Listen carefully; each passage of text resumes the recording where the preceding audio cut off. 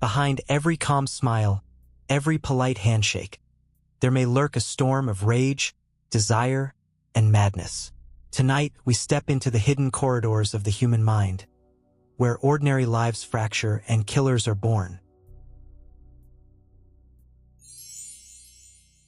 It begins not in a courtroom or at the scene of a grisly crime, but in a lecture hall in late 19th century Europe. Here, doctors, scientists, and philosophers wrestled with a question that had haunted mankind for centuries. What makes a murderer? Was evil an inheritance, stamped into the blood like a family curse? Or was it born of hardship and cruelty, forged by circumstance? Cesare Lombroso, an Italian physician with a sharp eye and an iron belief in science, thought he had the answer. He measured skulls, catalogued jawlines, and scrutinized foreheads. He declared that some men were born criminals, biological throwbacks to an earlier stage of humanity.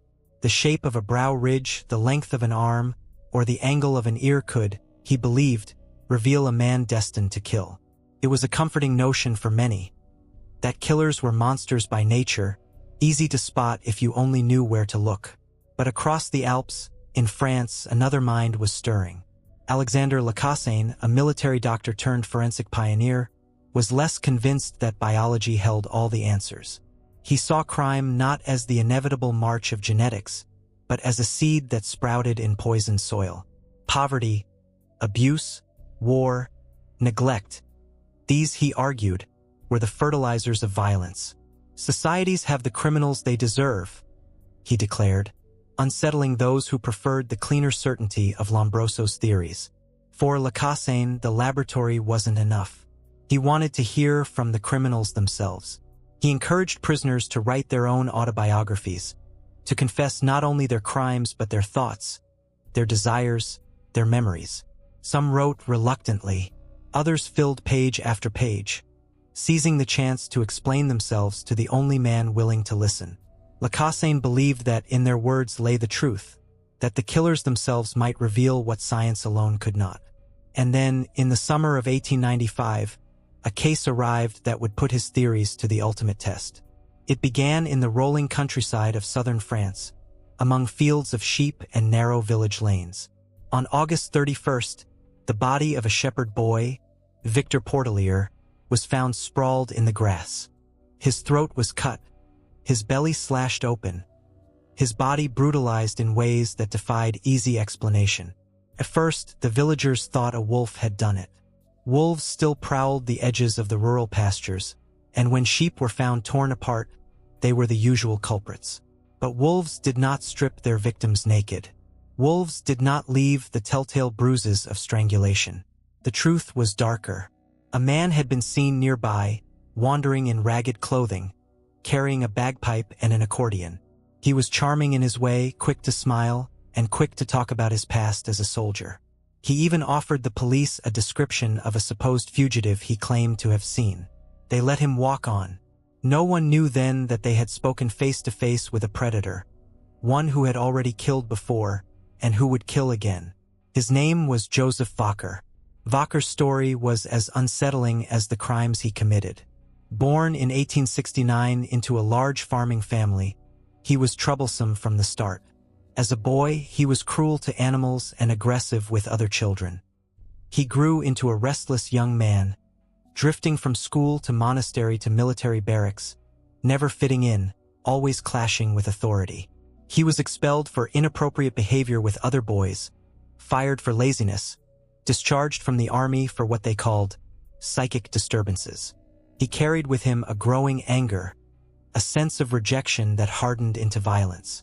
His obsession with a young woman named Louise Barrant ended in catastrophe. When she rejected his proposal, he pulled out a gun, shot her 4 times, then turned the weapon on himself. She survived. He did too. But the bullets left him partially deaf, his face twisted by paralysis. In his own mind, this disfigurement was a mark of destiny, a curse that set him apart from the rest of humanity. Released from a brief stay in an asylum, he began to wander the countryside, playing music at fairs, begging for food, sleeping in barns and fields. But behind this ragged exterior lay a rage that erupted again and again. Young shepherds, girls and boys alike, became his prey. He strangled, stabbed, mutilated. Sometimes he drank their blood. In one case, he castrated a boy and tossed the body down a well. In another, he ripped open the abdomen of a girl and left her in the fields. Each crime shocked its community, but because he moved constantly across districts, no one at first realized they were connected. The newspapers began to whisper about Jack the Ripper, whose bloody reign in London had only ended a few years before. Could the English monster have crossed the Channel? Was France now in the grip of its own Ripper? By the time villagers in Ardèche managed to capture Vacher in 1897, after a failed attack on a farmer's wife, he had left a trail of bodies across the countryside. 11 murders were ultimately proven, though he hinted at many more. He was 29 years old, a tramp with a bagpipe and a dead-eyed stare, and yet he had terrified an entire nation. Now it fell to Lacassagne to answer the question that hovered over the case. Was Joseph Vacher mad? Or was he bad? Could a man who claimed to be driven by irresistible impulses, who said a rabid dog bite had poisoned his blood and filled him with the thirst for human life, be considered insane? Or was he simply a sadist who chose his path? For 5 months, Lacassagne studied him. He examined his body, his scars, his ears, his skull. He questioned him about his childhood, his family, his desires. He spoke with his relatives and former teachers. He listened as Vacher spun tales of madness and providence, insisting he was a scourge sent by God to punish mankind. Yet Lacassagne saw through the performance. The memories were too clear, the attacks too carefully planned. This was not madness, but calculation. Vacher, he concluded, was not a man consumed by uncontrollable frenzy. He was a sadistic, antisocial killer, fully aware of his actions.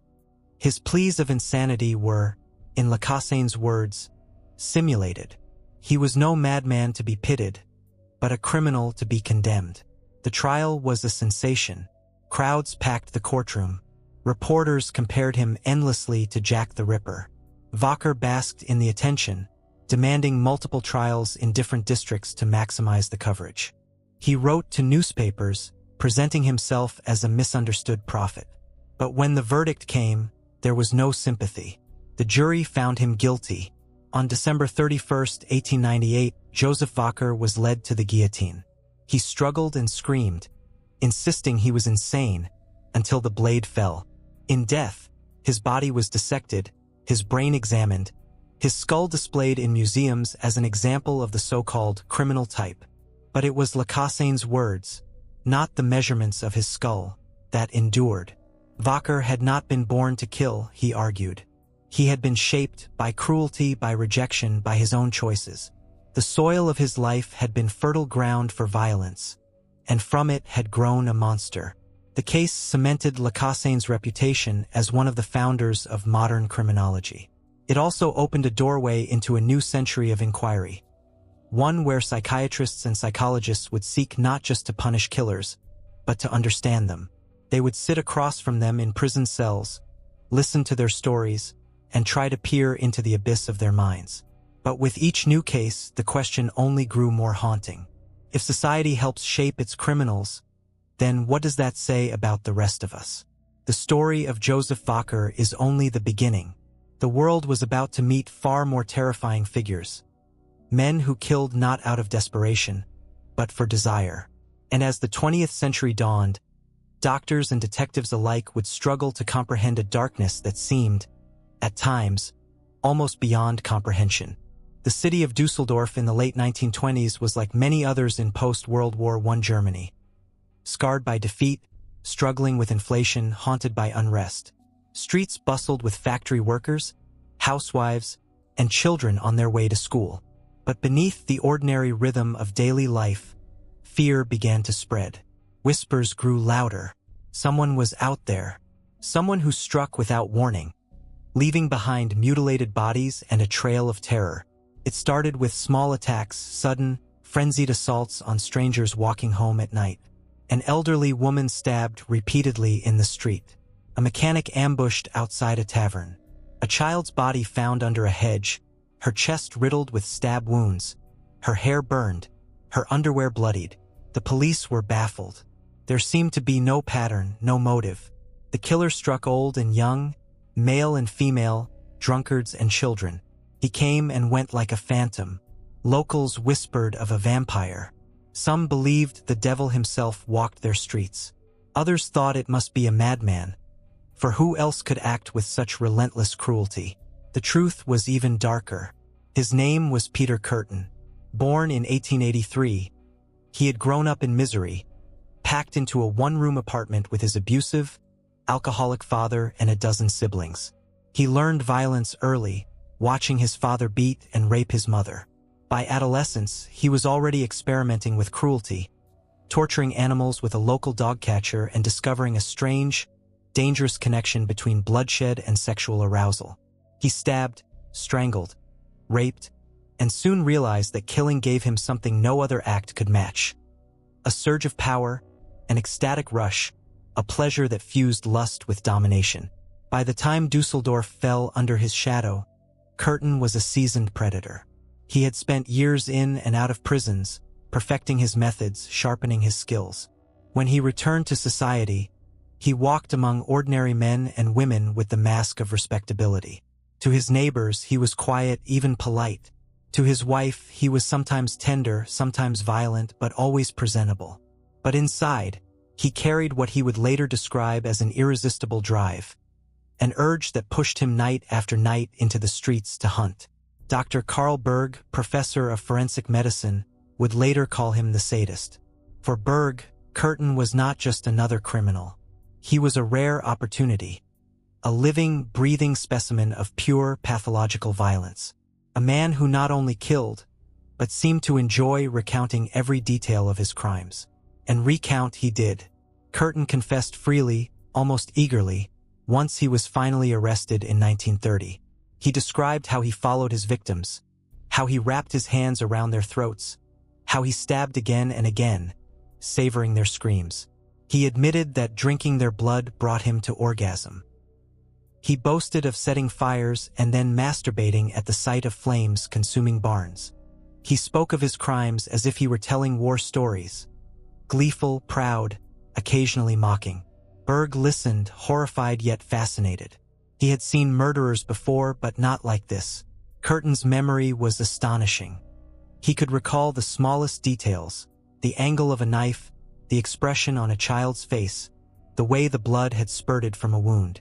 And he relished these recollections, almost as though reliving them. When Berg pressed him, Kürten would lean back and smile, savoring the discomfort of his audience. This was not madness, not in the sense of delusion or psychosis. Kürten knew exactly what he was doing. He could plan, restrain himself, even stop if he thought the risk of being caught was too high. He was no raving lunatic driven blindly by compulsion. He was deliberate, calculated, and that, perhaps, was the most frightening part. In court, his defense tried to paint him as insane, a man overcome by uncontrollable urges. But Kürten himself dismissed this at times, insisting that he could have resisted, that he simply chose not to. He admitted that the thrill of blood, the bubbling rush from a severed artery, the gurgle of a dying breath, was his greatest pleasure. That, he said, would be the pleasure to end all pleasures. The people of Düsseldorf, meanwhile, were trapped in a climate of terror. Parents kept their children inside. Women rushed home before nightfall. Newspapers carried lurid headlines about the vampire of Düsseldorf. Panic gripped the city. Some believed there were multiple killers at work, so varied were his methods. Scissors, knives, hammers, strangulation, even fire. But it was all Kürten. His appetite was vast, and his methods unpredictable. When he was finally betrayed by his own wife, who, after hearing his confessions, led the police straight to him, he went quietly. Perhaps part of him relished the notoriety, the stage of the courtroom, the chance to be remembered. He gave interviews, wrote letters, and spoke openly with Berg, who carefully recorded every word. Convicted of 9 murders and 7 attempted murders, Kürten was sentenced to death. On the eve of his execution, he made one final request, to know whether, after the blade fell and his neck was severed, he would still be able to hear the gush of his own blood. He told his guards that if he could hear it bubbling, it would be the ultimate ecstasy. On July 2, 1931, Peter Kürten was beheaded by guillotine. He went to his death without remorse. For Berg, the case became a landmark. His book, The Sadist, detailed not only Kürten's crimes but his psychology. He concluded that Kürten was not insane but a conscious, calculating sadist, a predator whose desires fused sex and violence in a way that defied ordinary comprehension. It was one of the earliest attempts at a clinical portrait of a serial killer, and it remains a chilling reminder of the depths of human cruelty. The legacy of Kürten endures not just in the nightmares of Düsseldorf, but in the study of criminal psychology itself. He forced experts to confront a disturbing reality, that some killers are not driven by madness or desperation, but by desire. They kill not because they have to, but because they want to. And if that is true, if there are people among us who can mask themselves so well, who can walk unnoticed through the streets by day and become monsters by night, then how do we ever truly see them? The story of Peter Kürten closed one chapter in the evolving science of criminology. But the century had only begun. Ahead lay new monsters, new questions, and new struggles for those who dared to look into the abyss. Some killers deny their crimes. Others excuse them, claiming madness, poverty, or irresistible impulse. But Carl Panzram was different. He offered no excuses, no apologies. He told the world exactly what he had done and why he had done it. His story is not one of mystery, but of revelation. A confession so cold and unflinching that even now, nearly a century later, it chills anyone who reads it. He was born in 1891 in East Grand Forks, Minnesota, into a poor German-American farming family. Life on the frontier was hard, and childhood for Carl was harsher still. By his own account, he was stealing and lying before he could walk straight. He claimed his first crime was at the age of 8, when he burglarized a neighbor's house. Soon after, he was drinking, fighting, and running away from home. His parents, overwhelmed, sent him to a reform school. There, under the guise of discipline, he was beaten, whipped, and humiliated. According to Panzram, this was the place where his hatred for humanity was forged. Every lash of the strap, every kick and punch hardened him. When he finally left the school, he said he emerged with one thought: I will never do good. I will destroy whenever I can. And destroy he did. As a teenager, he enlisted in the army under false pretenses, only to be court-martialed for theft. He was sent to Leavenworth Prison, where he spent years in the grip of a brutal system that taught him more about violence than any teacher could. By the time he was released, he had become a drifter, roaming across the United States and beyond.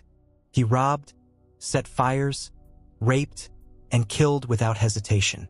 In his own words, he murdered at least 21 people, though he hinted the real number was higher.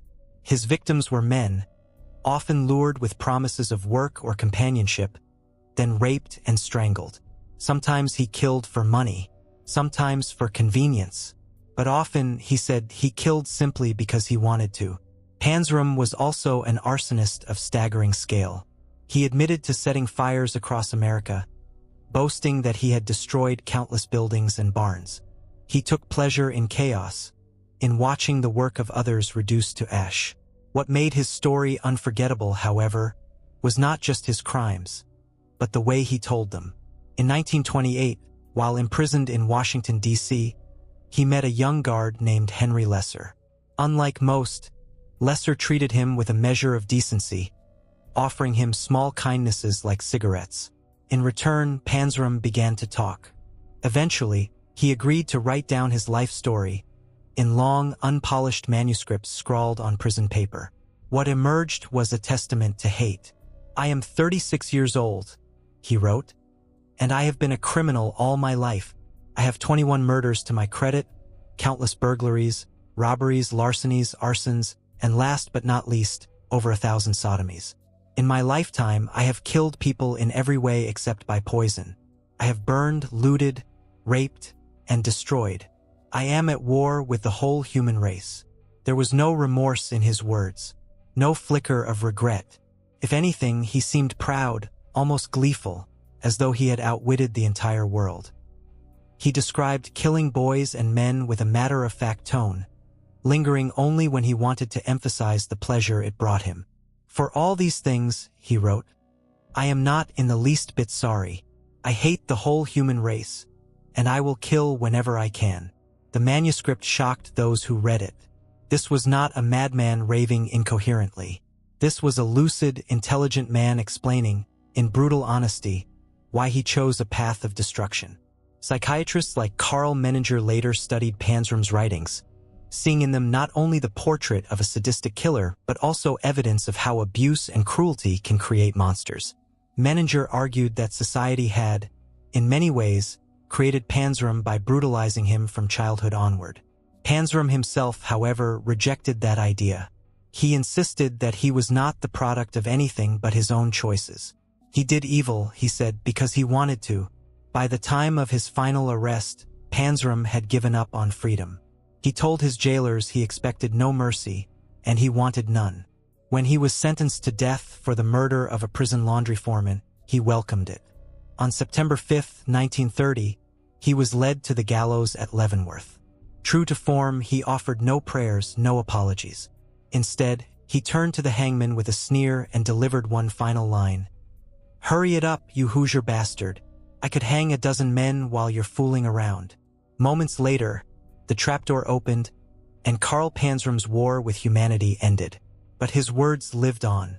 Henry Lesser preserved his manuscripts, and years later they were published, offering the world a glimpse into the mind of one of the most violent men to ever put pen to paper.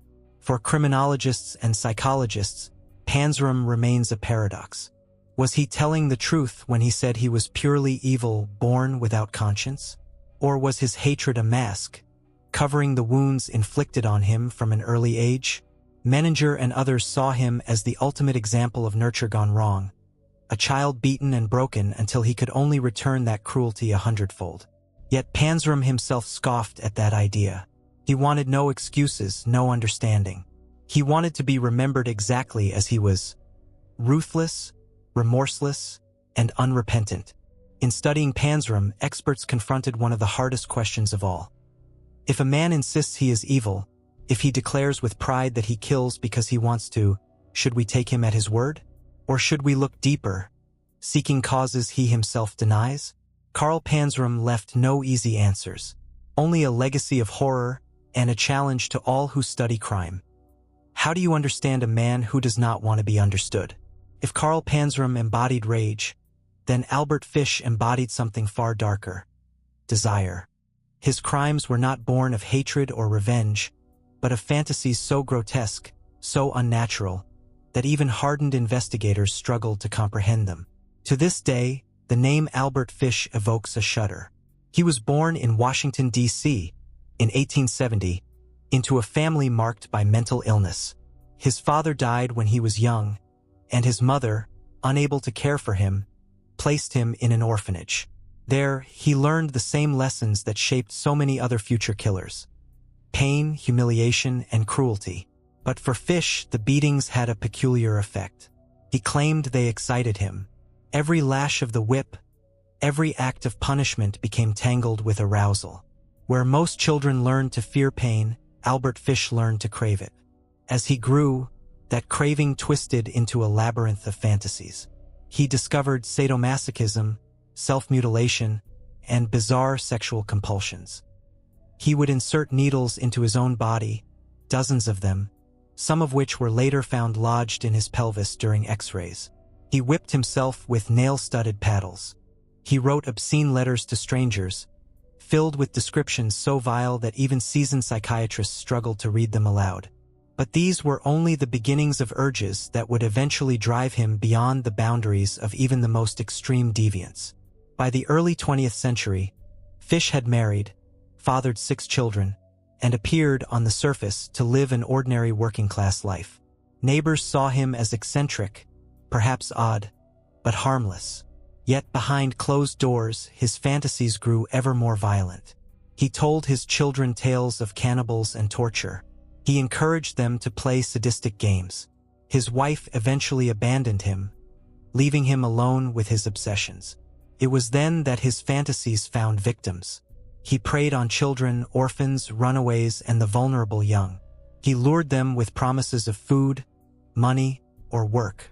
Some he assaulted and released. Others never returned.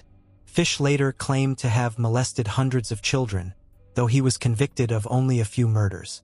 His crimes were not about robbery or revenge. They were about indulgence, an indulgence so extreme it revolved around flesh itself. The case that sealed his infamy began in 1928, when he befriended a family named Bud in New York.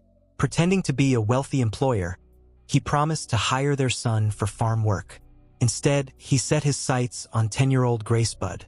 With the family's blessing, he took Grace away, saying she was to attend his niece's birthday party. She was never seen alive again. What happened next is almost unbearable to recount.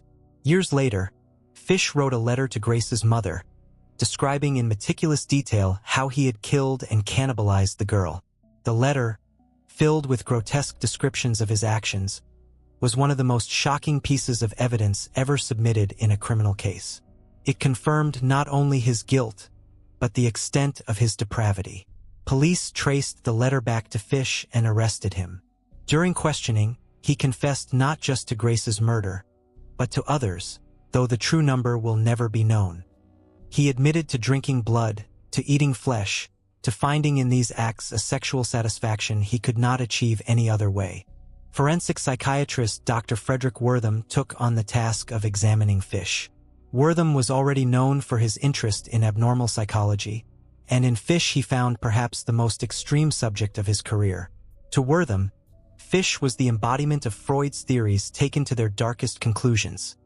A man whose repressed desires had twisted into pathological sadism.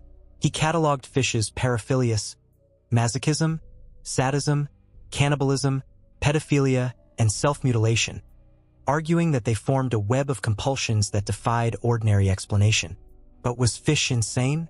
That was the question the court had to decide. Wortham testified that Fish was psychotic, that his cannibalistic fantasies and delusions marked him as legally insane. Yet the prosecution countered with a simpler argument, that however bizarre his desires, Fish knew exactly what he was doing. He planned his crimes carefully, concealed them, and lied to avoid detection. That, they said, was proof of sanity. The jury agreed. In 1935, Albert Fish was sentenced to death. His execution at Sing Sing prison was as unsettling as his life. On January 16, 1936, he walked calmly to the electric chair. Witnesses later said he seemed almost eager, as though death itself might be another form of ecstasy. When the first surge of electricity failed to kill him instantly, the room filled with the smell of burning flesh, a grim reminder of the man's cannibalistic obsessions. Moments later, another surge ended his life. Albert Fish's story remains one of the most horrifying in true crime history, not because of the number of his victims, but because of the depths of his desires. He forced society to confront the reality that human sexuality can twist into forms that are not merely abnormal, but monstrous. His case pushed psychiatry to grapple with sadism, paraphilia, and the fine line between madness and evil. For Wortham, and for others who studied him, Fish became a symbol of the limits of understanding. If a man's greatest pleasure is another's suffering, if his fantasies revolve around the consumption of flesh and blood, how do we begin to explain him? Is he insane? Is he evil? Or is he something else entirely, something language itself can barely capture? In Albert Fish, the world saw not just a killer, but a mirror held up to its deepest fears, that beneath the veneer of civility, there lurks an appetite that knows no bounds. By the 1930s, psychiatry had established itself as the new lens through which crime would be examined. No longer were doctors simply looking at skull shapes or measuring ear lengths, as Cesare Lombroso had done a generation before. Now, the mind itself was the battlefield and psychoanalysis reigned supreme. The teachings of Freud had swept through Europe and America, and every violent act was seen not just as a crime, but as a symptom of hidden desires, unresolved childhood traumas, or twisted family dynamics. It was in this climate that the case of Chloe Davis emerged, a shocking story of a young girl who murdered her own family and a story that revealed both the promise and the peril of early psychiatric theory. Chloe was a teenager when she killed. In a moment of violence that stunned her community, she turned on those closest to her, her siblings, and even a parent. Details of the case vary in the telling, but the crime itself was indisputable. A young girl, barely grown herself, had slaughtered her kin. It was not robbery. It was not revenge in any ordinary sense. It was something far more unsettling. The newspapers seized on the sensationalism. Girl slays family in cold blood. The public asked the same question they always asked. Why? What could drive a child to turn on her own blood? Enter Dr. J. Paul DeRiver, a Los Angeles psychiatrist with a flair for the dramatic. DeRiver was already known for his bold, sometimes reckless analyses of criminals. To him, Chloe Davis was not merely a murderer. She was an archetype. He reached into the toolbox of psychoanalysis and pulled out labels that sounded less like science and more like mythology. He declared that Chloe suffered from a Cain complex, like the biblical Cain, who slew his brother Abel. She was driven by jealousy, rivalry, and suppressed rage. But DeRiver didn't stop there. Because Chloe had also turned on a parent, he added another label. An Electra complex, Freud's theorized female counterpart to the Oedipus complex, in which daughters harbored hidden, forbidden desires toward their fathers and deep hostility toward their mothers. Here, then, was the explanation. Chloe Davis was not just a troubled girl, nor simply a criminal. She was a walking myth, a modern-day embodiment of ancient archetypes. Her crime, in DeRiver's eyes, was less about circumstance than about symbolic destiny. To the public, it was a compelling narrative. It made sense in a strange way. People liked to believe that even the darkest acts could be slotted neatly into categories, given names that carried the weight of history and legend. Cain complex, Electra complex. These terms lent an air of sophistication, even inevitability, to the inexplicable. But beneath the surface, there were problems. Serious ones. For one, these labels were broad, vague, and untestable. They explained everything and nothing at the same time. Any sibling rivalry could be called a Cain complex. Any teenage girl's conflict with her parents could be blamed on Electra. The theories had little predictive power. They told us why a murder might make sense in retrospect, but they offered no real way to prevent the next one. Even worse, they risked stripping away the humanity of the offender. Chloe Davis was no longer seen as a unique individual, shaped by her circumstances and choices. She was transformed into a case study, a symbol, an object lesson in psychoanalytic fashion. Her pain, her motives, her reality, these were all flattened into a tidy myth. Still, the case of Chloe Davis became a touchstone in the evolution of forensic psychiatry. It demonstrated both the growing power of psychiatrists in the courtroom and the limitations of their tools. Judges and juries listened closely to men like DeRiver, eager to hear explanations for acts that otherwise defied comprehension. But whether those explanations brought true understanding, or merely dressed guesswork in the robes of science, was another question. In Chloe's case, the psychiatric labels did not save her from judgment. She was convicted, and her crime remained one of the most unsettling acts of domestic violence in her era. Yet the fascination lingered not on the specifics of her life, but on the grand theories attached to it. For years afterward, criminologists and journalists would refer to the Cain complex as though it were a real, measurable condition, rather than the poetic flourish of a psychiatrist trying to make sense of the senseless. Looking back, what stands out is not just Chloe's crime, but the way it was used to advance a narrative of science that was, in truth, still finding its footing. Psychiatry wanted to be authoritative, definitive. It wanted to have names and categories for every shadow in the human soul. But Chloe Davis showed how easily those names could obscure as much as they revealed. Her case marked the beginning of a period in which psychiatry leaned heavily on mythology and metaphor. For every act of violence, there was a complex, a syndrome, a symbolic echo of some ancient story. It was a seductive way to think about crime, but it risked oversimplifying human behavior into a set of cliches. And yet, for all its flaws, the Chloe Davis case mattered. It reminded the world that behind the act of murder could lie powerful psychological forces, Not just greed, not just anger, but deep-seated conflicts of identity, family, and desire. It also underscored the need for psychiatry to evolve, to move beyond myth toward methods grounded in evidence. In time, it would. But before that evolution, the world would face another shocking case. One that burst into America's headlines in the late 1950s, when a teenage boy and his young girlfriend left a trail of bodies across Nebraska. They were not the products of ancient complexes. They were the products of rage, alienation, and youth gone violently astray. Their names were Charles Starkweather and Caril and Fugate.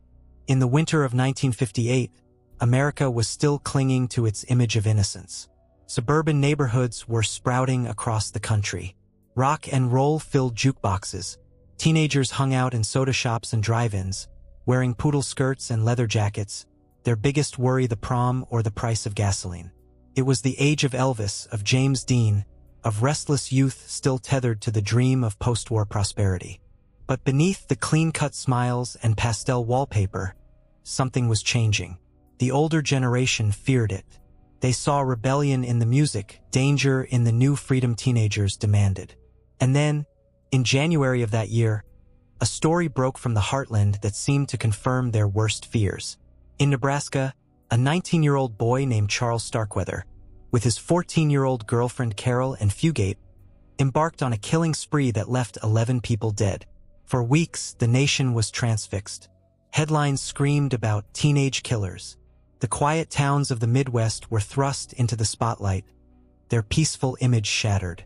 And when the dust settled, Starkweather stood condemned as one of America's first modern spree killers, while Caril became a symbol of innocence corrupted, or of complicity, depending on whom you asked. Charles Starkweather did not look the part of a rebel icon. Born in Lincoln, Nebraska, in 1938, he was the fourth of 7 children in a working-class family. As a boy, he struggled with a speech impediment and bowed legs that made him a target for bullies. He grew up angry, resentful, with a festering sense of inferiority. He idolized James Dean, the ultimate symbol of cool rebellion, and styled himself after him, complete with a ducktail haircut and leather jacket. But where Dean was an actor, playing at rebellion on the screen, Starkweather lived it with a growing fury that sought release. By his teens, he had dropped out of school and drifted into petty crime. He worked odd jobs, but his frustrations mounted. He saw himself as a misfit, a loser in a world that valued good looks, money, and charm. He found solace only in one thing: his relationship with a young girl named Caril and Fugate. Caril was barely 14 when they became inseparable. For Starkweather, she was the one bright light in a bleak world, the one person who seemed to accept him. For Caril, the attraction was less clear. Was it love, fear, or the thrill of danger that bound her to him? Even she would later struggle to explain. But together, they formed a bond that would spiral into violence. The killing began with an argument. On January 21, 1958, Starkweather went to the Fugate home, angry after a quarrel with Caril's mother and stepfather. In a fit of rage, he shot and killed both of them, then strangled Caril's 2-year-old half-sister. When Caril came home, she found the horror waiting. Whether she joined willingly or was coerced remains one of the enduring questions of the case. What is certain is that she stayed.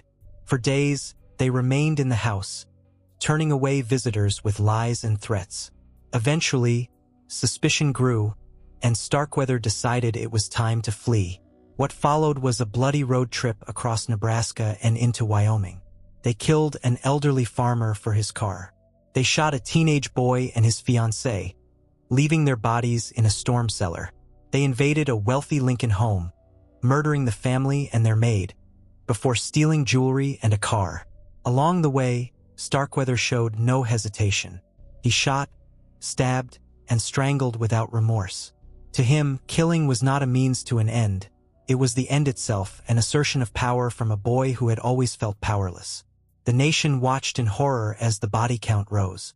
Newspapers compared Starkweather to Jesse James, but without the romanticism. He was no folk hero. He was a cold-eyed teenager with a shotgun and a sneer, tearing across the prairie with his young lover at his side. Police finally caught up with them in Wyoming. After a car chase and a shootout, Starkweather surrendered. Caril was taken into custody, her face pale, her body trembling. Their reign of terror was over, but the questions had only begun. In court, Starkweather showed little remorse. He claimed Caril was with him willingly, that she had helped in the killings. Caril insisted she was a hostage, forced to follow him out of fear for her life. The truth may lie somewhere in between. Some evidence suggested she had opportunities to escape but did not. Others pointed to her age, her vulnerability, and the overwhelming influence Starkweather held over her. The jury condemned Starkweather to death. On June 25, 1959, at the age of 20, he was executed in the electric chair. Caril, spared the death penalty, was sentenced to life in prison. She served 17 years before being paroled in 1976. She lived quietly afterward, insisting until the end of her days that she had been a victim, not an accomplice. The Starkweather case left an indelible mark on American culture. It was one of the first times the nation confronted the idea of teenagers as killers, not victims. The case inspired movies, songs, and novels, most famously Terrence Malick's Badlands and Bruce Springsteen's Nebraska. To some, Starkweather became a dark symbol of youthful rebellion gone mad. To others, he was simply a murderer who used his youth as a shield. Psychologists saw in him a study of rage, alienation, and the search for identity in a world that had rejected him. Was he a product of bullying and poverty, a misfit who lashed out at a society that mocked him?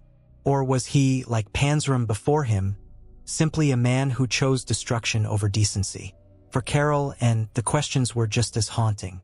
Was she an abused child swept up in a nightmare, or did she willingly embrace the violence? The debate continues, a reminder that the line between victim and accomplice is not always clear. What is clear is that the Starkweather spree shattered the illusion of innocence in mid-century America. It showed that horror could erupt not in the dark alleys of big cities, but in the quiet farmhouses of the Midwest. It showed that killers could be not hardened criminals but teenagers in love. And it left behind a warning that still echoes today. Sometimes, the greatest danger lies not in strangers, but in the boy next door. By the early 1960s, the city of Boston was gripped by fear. It wasn't gangsters or bank robbers that haunted the headlines this time. It was something more intimate, more terrifying. A predator was slipping into homes, strangling women with their own stockings, and vanishing into the night. The newspapers gave him a name that would endure: the Boston Strangler. Between 1962 and 1964, 13 women were murdered in and around Boston. Most were strangled, many sexually assaulted, and the majority were killed in their own apartments. There were no signs of forced entry, no screams in the night. Whoever the killer was, he seemed able to persuade his victims to let him inside. The city panicked. Women checked their locks 3 times over. Hardware stores sold out of deadbolts. Some refused to live alone. The randomness of the crimes was what made them so chilling. The victims varied in age and background: young, old, working class, middle class. No one seemed safe. The police, meanwhile, were desperate. They had no clear suspect, no coherent leads. The case was a nightmare of confusion, each new murder adding to the pressure. Detectives canvassed neighborhoods, interviewed suspects, and consulted psychiatrists, but the killings continued. Then, almost as suddenly as they had begun, the murders stopped. For a time, the city breathed easier, but the question lingered: who was the Boston Strangler? The answer seemed to arrive in 1965, when a man named Albert DeSalvo confessed. DeSalvo was no stranger to crime. Born in Chelsea, Massachusetts, in 1931, he grew up in poverty, the son of an abusive alcoholic father. From a young age, he was in trouble with the law, first for petty theft, then for burglary. By the 1960s, he had a long criminal record and a reputation as a conman. But what brought him into custody was something different: a series of sexual assaults across Massachusetts. He had become known as the Measuring Man and later the Green Man for his peculiar methods. He would approach women in their homes under the guise of being a modeling scout or repairman. He'd persuade them to let him measure their bodies, and once inside, he assaulted them. More than 100 women reported such attacks. When DeSalvo was finally arrested for these sex crimes, no one suspected he might also be the Boston Strangler. But in custody, he began to talk. First to fellow inmates, then to police. And what he said was staggering. He claimed responsibility for all 13 murders. He described details of the crime scenes, how the victims had been strangled, how their bodies had been left. That convinced investigators he knew what he was talking about. He even sketched floor plans of apartments and tied knots in stockings to show how he had killed. To many, it seemed the mystery was solved. But the story was not that simple. There was no physical evidence linking DeSalvo to the murders. No fingerprints. No eyewitnesses. No DNA testing existed at the time. His confession was all the authorities had. And there were problems with it. Some details he gave were accurate. Others were wrong, contradictory, or suspiciously similar to facts that had been published in newspapers. Psychiatrist Dr. James Brussel, famous for his work on profiling, examined the case. Brussel had already made his mark by helping identify the Mad Bomber in New York, and he believed in the power of psychological analysis to narrow down suspects. To him, DeSalvo's confessions revealed a disturbed but consistent pattern of compulsion. Yet even he admitted there were gaps. Could one man really have committed all 13 murders, given the differences in victim types and circumstances? Or were there multiple killers, their crimes lumped together under one terrifying label? DeSalvo's own motives for confessing were murky. Some suggested he wanted fame to be remembered. Others thought he hoped confession would help his family, perhaps through book or movie deals. His attorney, F. Lee Bailey, certainly saw publicity value in the case. But whether DeSalvo sought notoriety or was manipulated into confessing remains debated. In the end, DeSalvo was never tried for the Boston Strangler murders. Instead, he was convicted for the series of sexual assaults and sentenced to life in prison. Officially, the murders of the 13 women remained unsolved. But in the public mind and in the headlines, DeSalvo was the Boston Strangler. His story did not end there. In 1973, DeSalvo was stabbed to death in prison under mysterious circumstances. He was 42 years old. For decades, doubts lingered. Some criminologists argued that the murders were too varied to be the work of a single man. Others pointed to inconsistencies in DeSalvo's confessions, suggesting he might have been coached or coerced. The debate continued until the age of DNA brought new clarity. In 2013, nearly 50 years after the murders, DNA evidence linked DeSalvo to the rape and murder of Mary Sullivan, the last of the Boston Strangler's victims.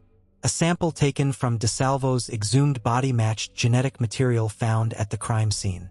It was not proof that he committed all 13 murders, but it confirmed his guilt in at least one. The case of Albert DeSalvo illustrates the dangers and difficulties of criminal confessions. Psychiatrists like Brussel and investigators at the time were convinced by his stories. Yet without evidence, confessions can be unreliable, colored by fantasy, suggestion, or ulterior motives. DeSalvo may have exaggerated, taking credit for crimes he never committed. Or perhaps he really was responsible for all of them, his compulsions so strong he targeted anyone, anywhere. Either way, the image of the Boston Strangler remains fixed in the public imagination. A predator slipping through locked doors, turning the safety of home into a place of terror. And DeSalvo himself remains a riddle, part conman, part predator, part confessor whose words blurred the line between truth and invention. The Boston Strangler case marked a turning point. It highlighted both the promise and the peril of criminal profiling. It showed the power of psychiatry in shaping narratives of guilt. And it reminded us that even when a man confesses, we may never know the full truth. The summer of 1966 was hot in Chicago. The city hummed with the restless energy of a nation in transition. Civil rights marches filled the streets. The Vietnam War was escalating. But nothing could have prepared the city or the country for the horror that unfolded in a modest townhouse on the South Side.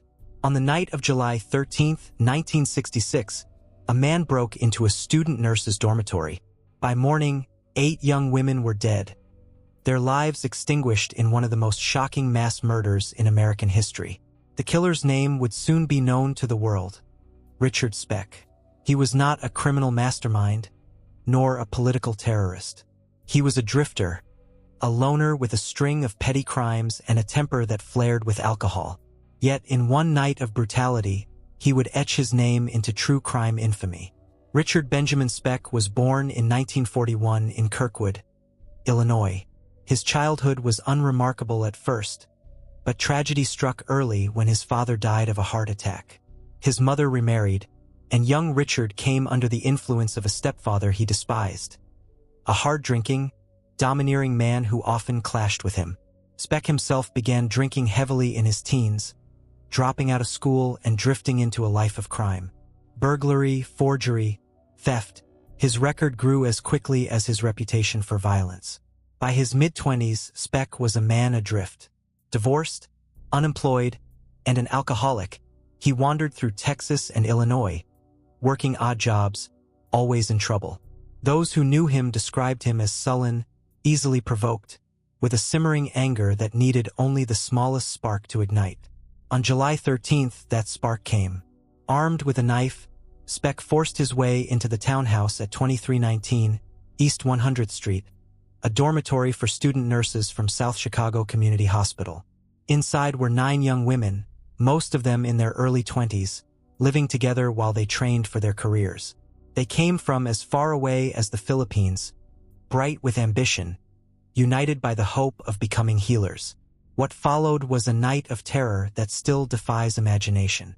One by one, Speck tied the women up, holding them at knife point. Over the next several hours, he methodically strangled or stabbed 8 of them.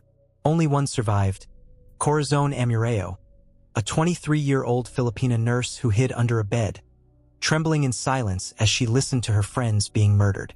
Hours later, when the house was still, she crawled out and ran for help.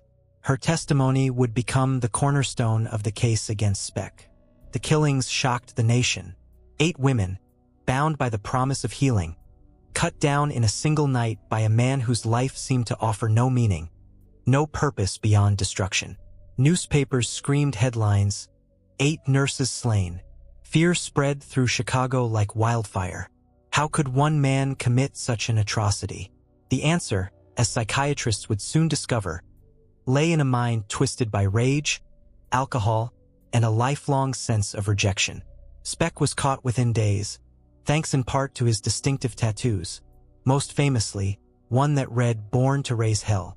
He was hospitalized after a suicide attempt and identified by Corazon Amureo, the lone survivor. His trial began the following year, and the courtroom became a stage not only for legal drama but for psychiatric inquiry. Enter Dr. Marvin Zipperin, a Chicago psychiatrist whose career would be forever linked to Richard Speck. Zipperin spent hours interviewing the killer, probing his memories, his fantasies, his impulses. What he found was a man filled with resentment, a man who blamed others for every failure in his life. Speck spoke of his hatred for authority, his inability to hold down jobs, his feelings of being cheated by the world. He admitted to blackouts from drinking, violent outbursts he could barely remember. Yet he also described the murders in chilling detail, without remorse. To Zipperin, Speck was not insane in the legal sense. He knew what he had done and he had planned it. But psychologically, he was a storm of antisocial traits: impulsivity, aggression, lack of empathy, chronic substance abuse, and deep-rooted hostility toward women. Zipperin later wrote about the case in his book Born to Raise Hell, a title borrowed from Speck's tattoo. The book offered one of the first in-depth psychiatric portraits of a spree killer, and it was controversial. Some accused Zipperin of sensationalizing the case, of feeding public fascination with the lurid details. Others praised him for shedding light on the psychology of mass murder. What stood out most from Zipperin's work was the sheer emptiness of Speck's inner world. Unlike Albert Fish, whose fantasies were elaborate and bizarre, or Carl Panzram, who declared war on humanity, Speck had no grand ideology, no twisted philosophy. His violence was not ritualized or symbolic. It was blunt, chaotic, the product of rage and opportunity. He killed because he could, At his trial, the jury took only 49 minutes to find him guilty. He was sentenced to death, though his sentence was later commuted to life in prison after the Supreme Court temporarily invalidated the death penalty in 1972. Speck spent the rest of his life behind bars, where he became notorious once again in the 1990s when a prison video surfaced showing him using drugs, wearing women's underwear, and boasting about the murders. "If they knew how much fun I was having," he sneered, "they'd turn me loose." He died in 1991 of a heart attack at the age of 49, still unrepentant. The legacy of Richard Speck is twofold. First, he remains one of the most infamous mass murderers in American history, his crimes a grim reminder of how quickly one man's rage can extinguish so many lives. Second, his case marked a turning point in the psychiatric study of killers. Through Marvin Zipporn's work, psychologists and criminologists began to grapple with the concept of the spree killer. Not a methodical serial murderer like Albert DeSalvo claimed to be, nor a one-time killer like Chloe Davis, but someone who erupts in a burst of violence that leaves a trail of bodies in a single night. Speck's case forced psychiatry to confront the limitations of its tools. How do you explain a man whose violence is so senseless, so devoid of meaning? Is he insane or simply evil? Does alcoholism excuse his actions, or merely fuel a fire that was already burning? For Zipporn, the answer was unsettling. Sometimes there is no deep psychological riddle. Sometimes the killer is exactly what he seems: an angry, resentful man who turned his fury on the innocent. And sometimes, as with Richard Speck, that is explanation enough. In the early 1970s, the campus towns of California carried an uneasy tension. A string of young women had vanished, hitchhikers who never returned home. Police urged caution, parents grew anxious, and students whispered about a predator roaming the highways. No one knew his name. No one could imagine the enormity of what he was doing. That predator was Edmund Kemper III, a man who would eventually confess to killing 10 people, including 6 college students, his own grandparents, and finally, his mother. At 6'9", weighing nearly 300 pounds, he was a giant of a man, both physically imposing and unervingly intelligent.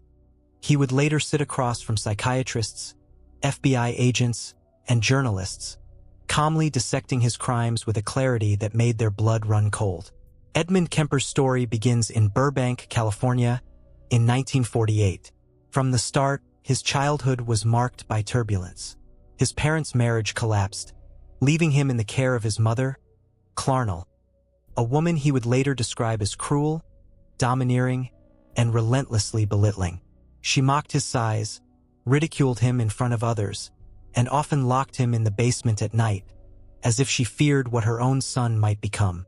By the age of 15, Kemper's violent fantasies had already taken shape. He ran away from home to live with his grandparents in rural North Fork, California. But life there offered no peace. His grandmother, like his mother, criticized him constantly. His grandfather, though kinder, was old and frail. One afternoon in 1964, after yet another argument with his grandmother, Kemper snapped. He shot her in the head with a rifle.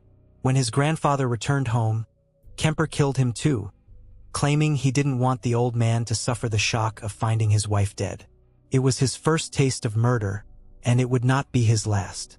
At 15, Kemper was institutionalized at the Atascadero State Hospital, a secure facility for the criminally insane. There, psychiatrists studied him, noting his high intelligence. His IQ measured around 136, and his ability to charm and manipulate. He learned the language of psychiatry, absorbing diagnostic terms, studying the staff, even befriending other patients to understand how they thought. In time, he convinced doctors he was rehabilitated. At 21, he was released into his mother's care. It was a catastrophic mistake. Kemper drifted for a few years, working menial jobs, but his resentments deepened. He loathed his mother's constant put-downs, her reminders that he was a failure, that no woman would ever want him. At the same time, he developed a dark obsession with young women, particularly college students, the kind his mother worked among at the University of California, Santa Cruz. They represented everything he felt denied: freedom, beauty, sexuality, independence. In 1972, the killings began. Kemper picked up 2 female hitchhikers near Berkeley. They never made it home. He took them to a secluded area, murdered them, and later dismembered their bodies. Over the next year, he repeated this pattern, luring young women into his car with his polite manner and harmless appearance. Despite his size, he came across as gentle, even shy. Once they trusted him, the horror began. The details of his crimes are almost unbearable. Kemper would strangle or shoot his victims, then mutilate their bodies. In some cases, he committed acts of necrophilia, a detail he recounted later with disturbing calm. To him, the killings were a way of asserting control, of conquering the rejection and humiliation he had felt all his life. Yet for all his brutality, Kemper remained disarmingly articulate. When the FBI later interviewed him, he spoke with a measured tone, offering insights into his compulsion. He described his need for possession, his fantasies of total control. "When I see a pretty girl walking down the street," he once said, "I think 2 things. One part of me wants to take her out, talk to her, be real nice. And the other part wonders what her head would look like on a stick." The paradox was chilling.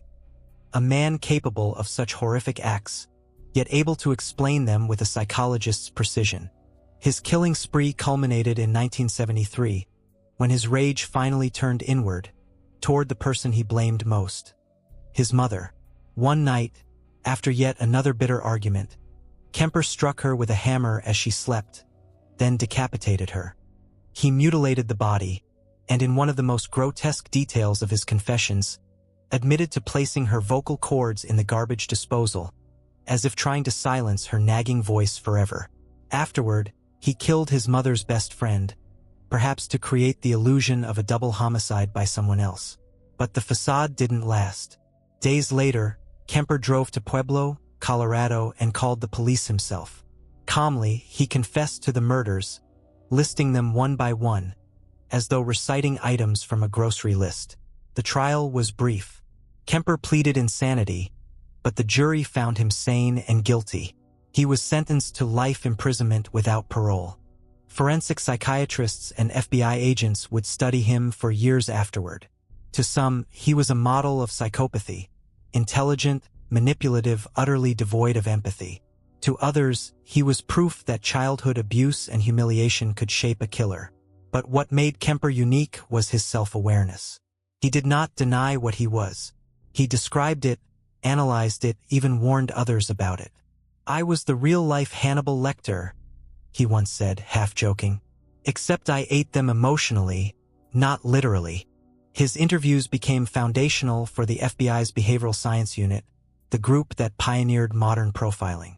Alongside killers like Ted Bundy and John Wayne Gacy, Kemper's willingness to talk gave investigators unprecedented access to the mind of a serial murderer.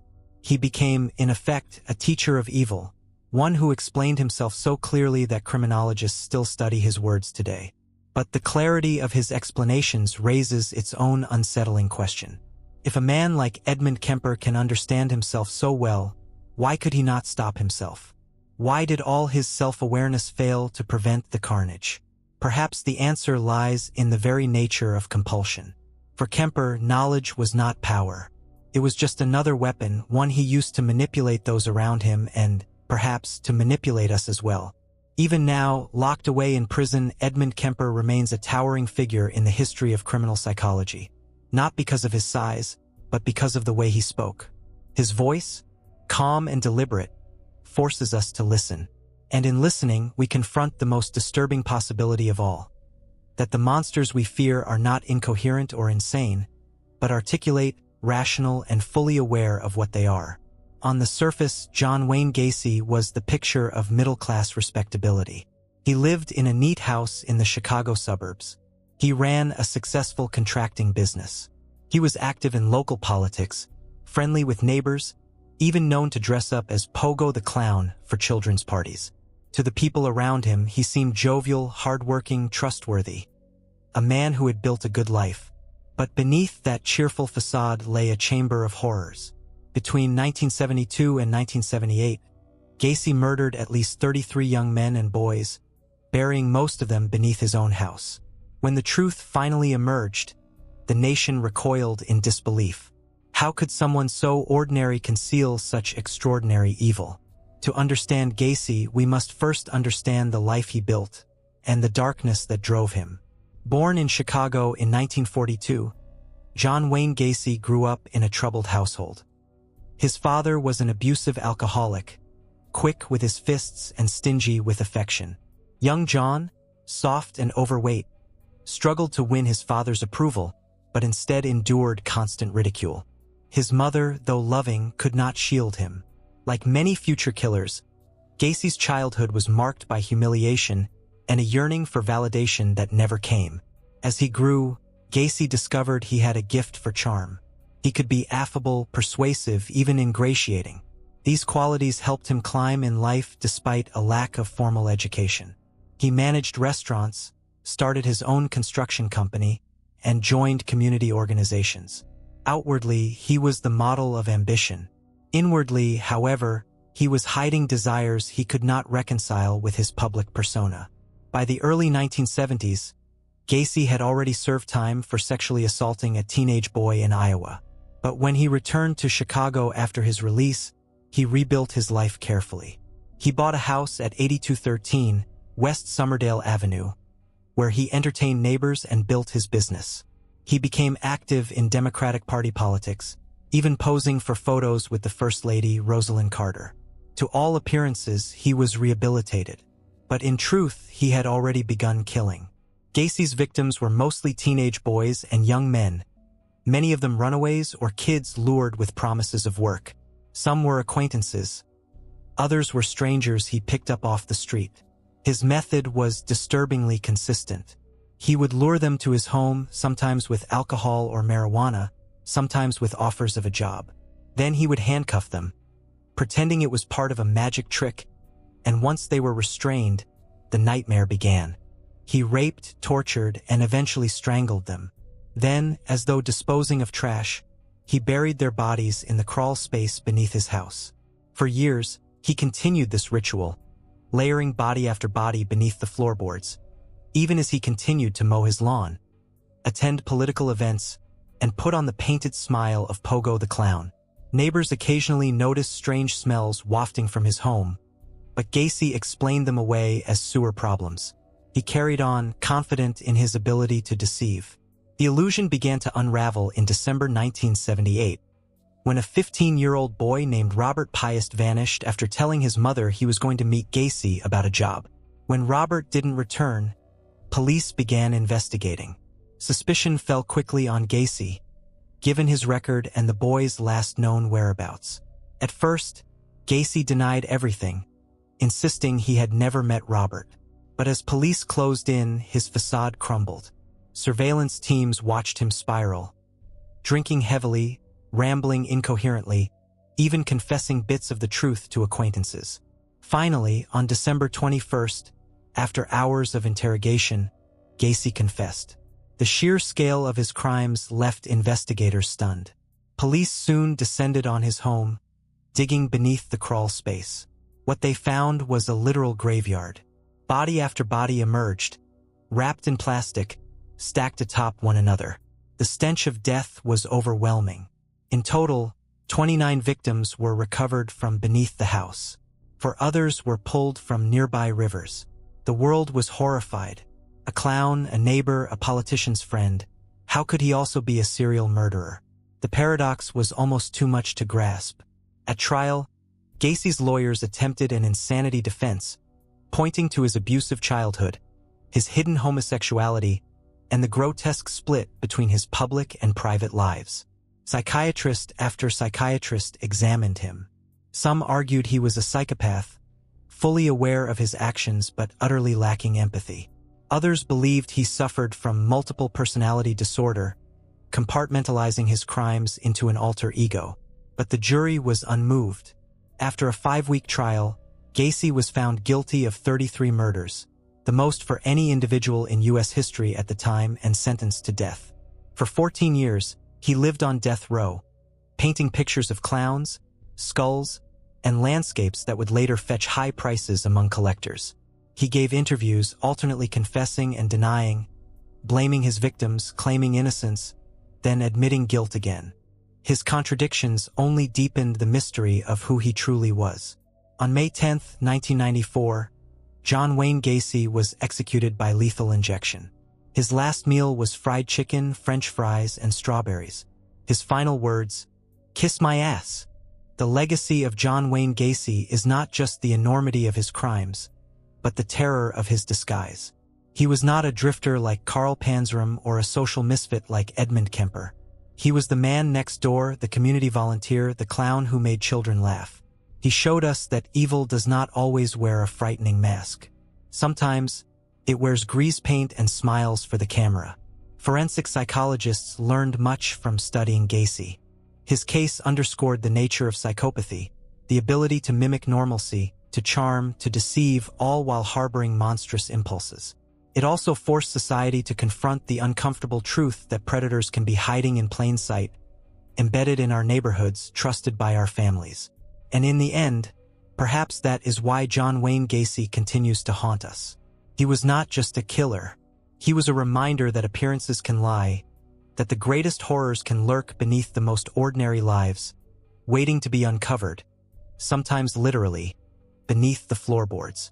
The Soviet Union in the late 20th century was a place where appearances mattered as much as reality.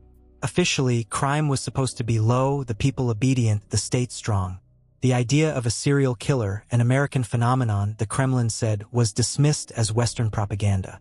And yet, for over a decade, one of the most prolific serial killers in history stalked the fields, forests, and train stations of southern Russia. His name was Andrei Romanovich Chikatilo. By the time he was caught in 1990, he had murdered at least 52 people, mostly women and children, in acts of cruelty so sadistic that even seasoned investigators recoiled. But Chikatilo's story is not just about the mind of a killer. It is also about the blindness of a system that refused to admit such a man could exist. Andrei Chikatilo was born in 1936 in a small Ukrainian village, in the shadow of Stalin's brutal collectivization policies.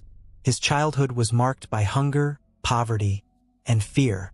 During the Holodomor famine of the 1930s, millions starved, and stories circulated of neighbors resorting to cannibalism. Whether true or not, these whispers haunted young Andrei. His father was later conscripted into World War II and captured by the Germans. His mother, harsh and overworked, raised him in deprivation. From early on, Chikatilo struggled with physical and psychological issues. He was shy, awkward, and suffered from sexual impotence, a condition that humiliated him deeply. He was bullied at school and failed to form relationships. As he grew older, his frustrations twisted into dark fantasies of control, violence, and revenge. On the surface, however, he lived an ordinary Soviet life. He studied engineering, married, and had 2 children. He worked as a teacher, though his students complained of his odd behavior and disturbing advances. Behind closed doors, his frustrations deepened. He experimented with exposing himself, molesting children, even small acts of violence. But these minor offenses went unnoticed or unpunished, lost in a bureaucracy that often turned a blind eye. By the late 1970s, Chikatilo's fantasies erupted into murder. In 1978, he lured a 9-year-old girl named Yelena into a shed and killed her, stabbing her dozens of times. The brutality shocked investigators, but the Soviet system demanded quick resolutions. A local man was arrested, coerced into confessing, and executed for the crime. Meanwhile, the real killer walked free. Over the next 12 years, Chikatilo hunted with increasing frequency. He would linger near bus stops, train stations, or schools, preying on those who were vulnerable. Runaways, the homeless, children traveling alone. He offered food, money, or a place to stay. Once in a secluded area, he attacked with frenzied violence, stabbing, mutilating, sometimes cannibalizing parts of the bodies. His impotence meant he could not perform sexually in the traditional sense, so he found gratification through the act of killing itself. The killings spread fear across Rostov and beyond. Yet Soviet officials resisted acknowledging a serial killer in their midst. To admit such a phenomenon, they argued, was to admit weakness in the socialist system. Serial killers, they said, were products of capitalist decay, not the workers' paradise. so the murders were downplayed, misattributed, or blamed on vagrants. Innocent men were arrested, some even executed, while Chikatilo continued to kill. It was only when the bodies piled up, young women, children, teenagers, that investigators began to push past the political denial. A special task force was formed, led by Colonel Mikhail Fedosov, who recognized the pattern. Still, progress was slow. Resources were limited, and pressure from Moscow to keep the killings quiet hampered their work. Chikatilo, meanwhile, grew bolder. He sometimes returned to crime scenes, revisiting the bodies. He collected body parts. His crimes escalated in brutality, as though daring the authorities to catch him. Finally, in 1990, after more than a decade of bloodshed, the net began to close. Surveillance teams noticed Chikatilo near a Rostov train station, behaving suspiciously around children. When questioned, he appeared nervous, evasive. A search of his belongings revealed rope, knives, and pornography. Though released initially for lack of evidence, investigators had found their man. Soon after, he was rearrested. Confronted with mounting evidence, Chikatilo confessed, not reluctantly, but with chilling enthusiasm. Over days of interrogation, he described his murders in detail, even sketching the scenes. To the horror of police, he recounted each stabbing, each mutilation, as if reliving the pleasure it had given him. Psychiatrists examined him, debating his sanity. Was he psychotic, delusional, or simply evil? Ultimately, they concluded he was legally sane, fully aware of his actions and their consequences. In 1992, Chikatilo went on trial in one of the most sensational proceedings in Russian history. Behind a cage in the courtroom, he ranted, shouted, exposed himself, even sang. Families of victims screamed at him, wept, begged for justice. His behavior was erratic, but the evidence was overwhelming. He was convicted of 52 murders and sentenced to death. In February 1994, he was executed by a single gunshot to the back of the head. The case of Andrei Chikatilo left scars far beyond the number of victims. It revealed the failures of a system more concerned with ideology than truth, where denial allowed a killer to thrive. It highlighted the vulnerability of the forgotten, children, runaways, the marginalized, whose disappearances were too easily ignored. And it forced Russian psychiatry and criminology to confront the darkest corners of human behavior without hiding behind politics. Chikatilo's legacy is a grim one. He reminds us that monsters do not arise only in certain cultures or systems. They can emerge anywhere, behind the Iron Curtain, as easily as in American suburbs. And when systems of power refuse to acknowledge the truth, they only give the monster more time to kill. In July of 1991, police in Milwaukee, Wisconsin, were called to an apartment building after a frantic young man flagged them down. His wrists were still raw from handcuffs, his eyes wide with terror. His name was Tracy Edwards, and what he told police led them into an apartment that would soon be described as a chamber of horrors. Inside apartment 213 at the Oxford Apartments, officers discovered photographs of dismembered bodies, human remains stored in the refrigerator and freezer, and a barrel of acid used to dissolve flesh. The man who lived there was calm, soft-spoken, and eerily cooperative. His name was Jeffrey Lionel Dahmer. The world would soon know him as the Milwaukee Cannibal, one of the most infamous serial killers in modern history. Jeffrey Dahmer's story begins in 1960 in Bath Township, Ohio. From childhood, there were signs of trouble. He was shy, withdrawn, fascinated by dead animals. While other children played, Jeffrey collected roadkill, dissecting carcasses in the woods. His parents' marriage was turbulent, filled with arguments and neglect. By his teenage years, Jeffrey was already drinking heavily, numbing a loneliness he couldn't explain. After graduating high school, he seemed adrift. He dropped out of college, was discharged from the army, and drifted from job to job. Beneath the surface, his desires grew darker. He struggled with his sexuality, ashamed of his attraction to men, and began to fantasize about total control, about keeping someone with him forever, unable to leave. In 1978, at the age of 18, Dahmer committed his first murder. He picked up a hitchhiker, Stephen Hicks, brought him home, and after drinking together, bludgeoned him to death. He dismembered the body and buried it in the woods. Then, astonishingly, he lived undetected for nearly a decade before killing again. But once he resumed, the killings came steadily. His victims were young men, often from marginalized communities, sometimes lured from gay bars with promises of money or companionship. Once inside his apartment, Dahmer drugged them, strangled them, and carried out acts of necrophilia and dismemberment. His apartment became a macabre workshop. He preserved skulls, organs, even skeletons, arranging them as though building a shrine. He took Polaroids of his victims at every stage: alive, unconscious, dead, dismembered, capturing his fantasy of possession frame by frame. In some cases, he experimented with drilling holes into victims' skulls and pouring acid into their brains, attempting to create living zombies who would remain with him forever. The horror defies imagination. And yet, when Dahmer was finally arrested, what struck investigators was not just the brutality of his crimes, but his demeanor. He was quiet, polite, almost relieved.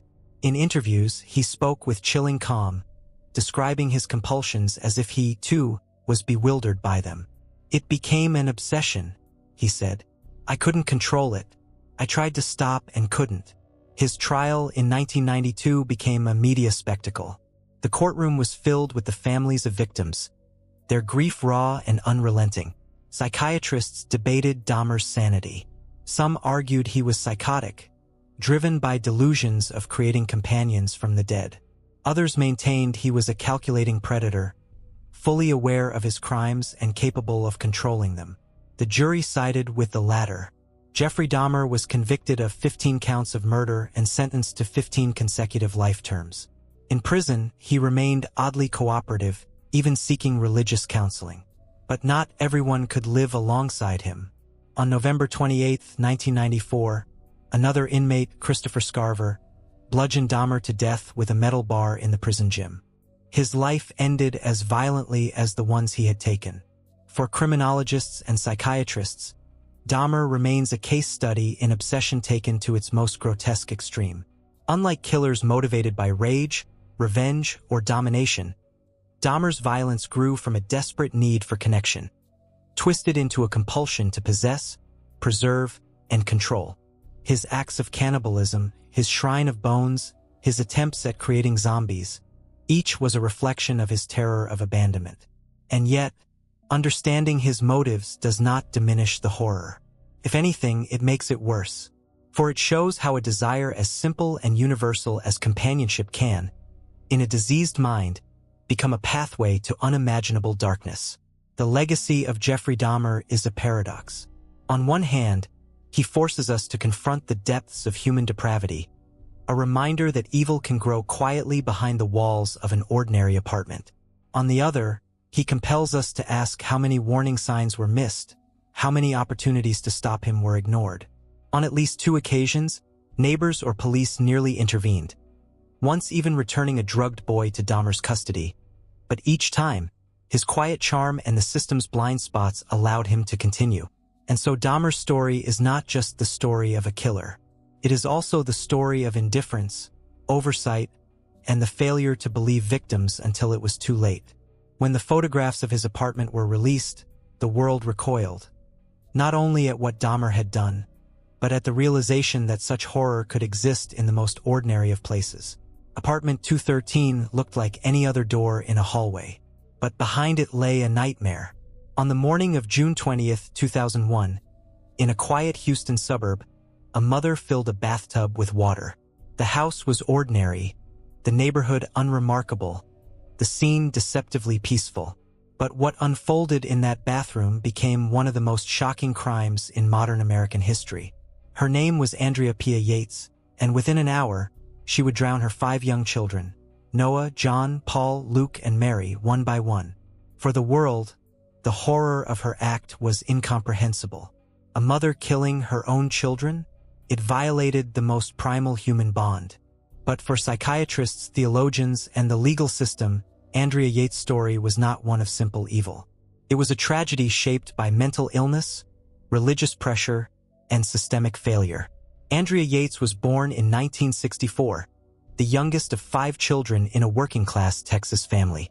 She was intelligent, quiet, and driven, excelling in school and later training as a nurse. Colleagues described her as competent, diligent, but shy.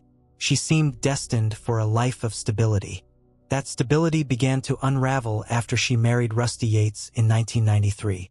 Together, they envisioned a large family, guided by the teachings of a fundamentalist preacher who believed women should devote themselves entirely to child-rearing. The couple rejected birth control, and Andrea bore 5 children in rapid succession between 1994 and 2000. Each pregnancy took a toll. Each birth left her more fragile. After her 4th child, she experienced severe postpartum depression and psychosis. She suffered hallucinations, believed the television was speaking to her, and attempted suicide twice. Doctors warned Rusty and Andrea that another pregnancy could be catastrophic.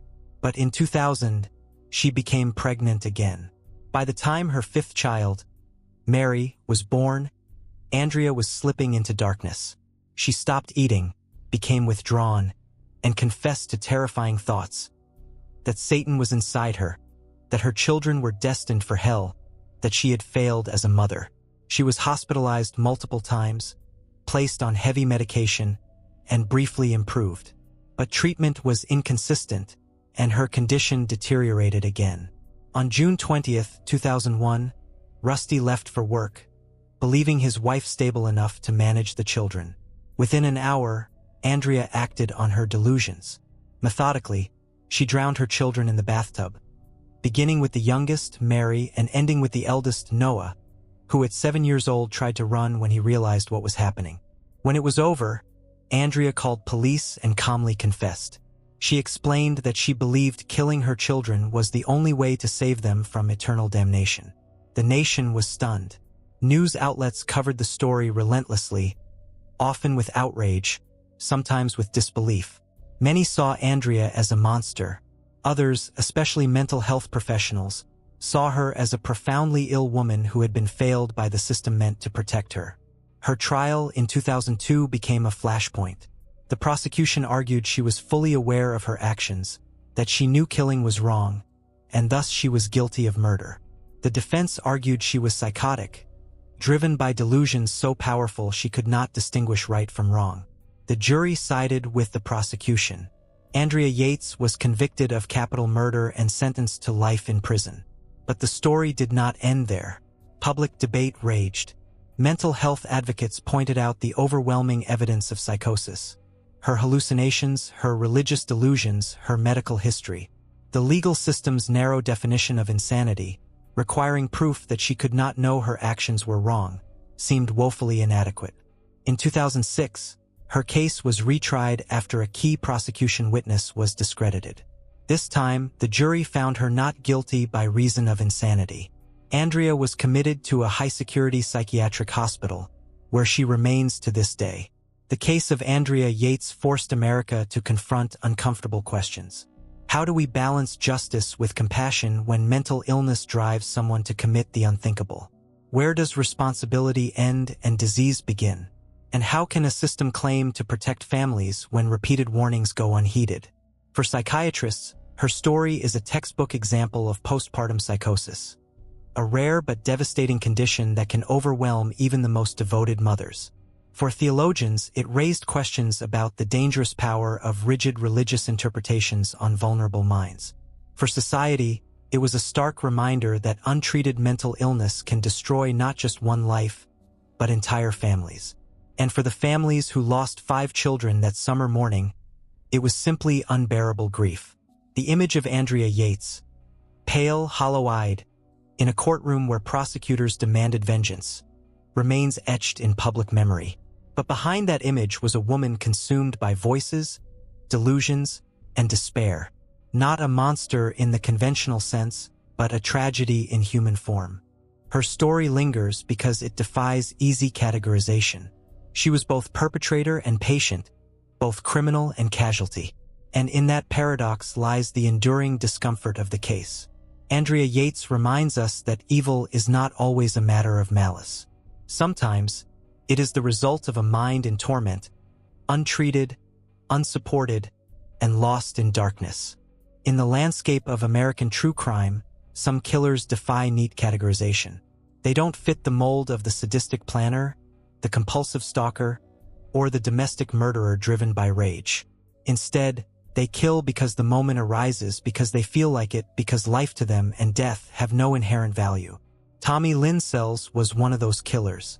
Over the span of 2 decades, Sells drifted across the United States, hitchhiking, taking odd jobs, sleeping under bridges or in shelters.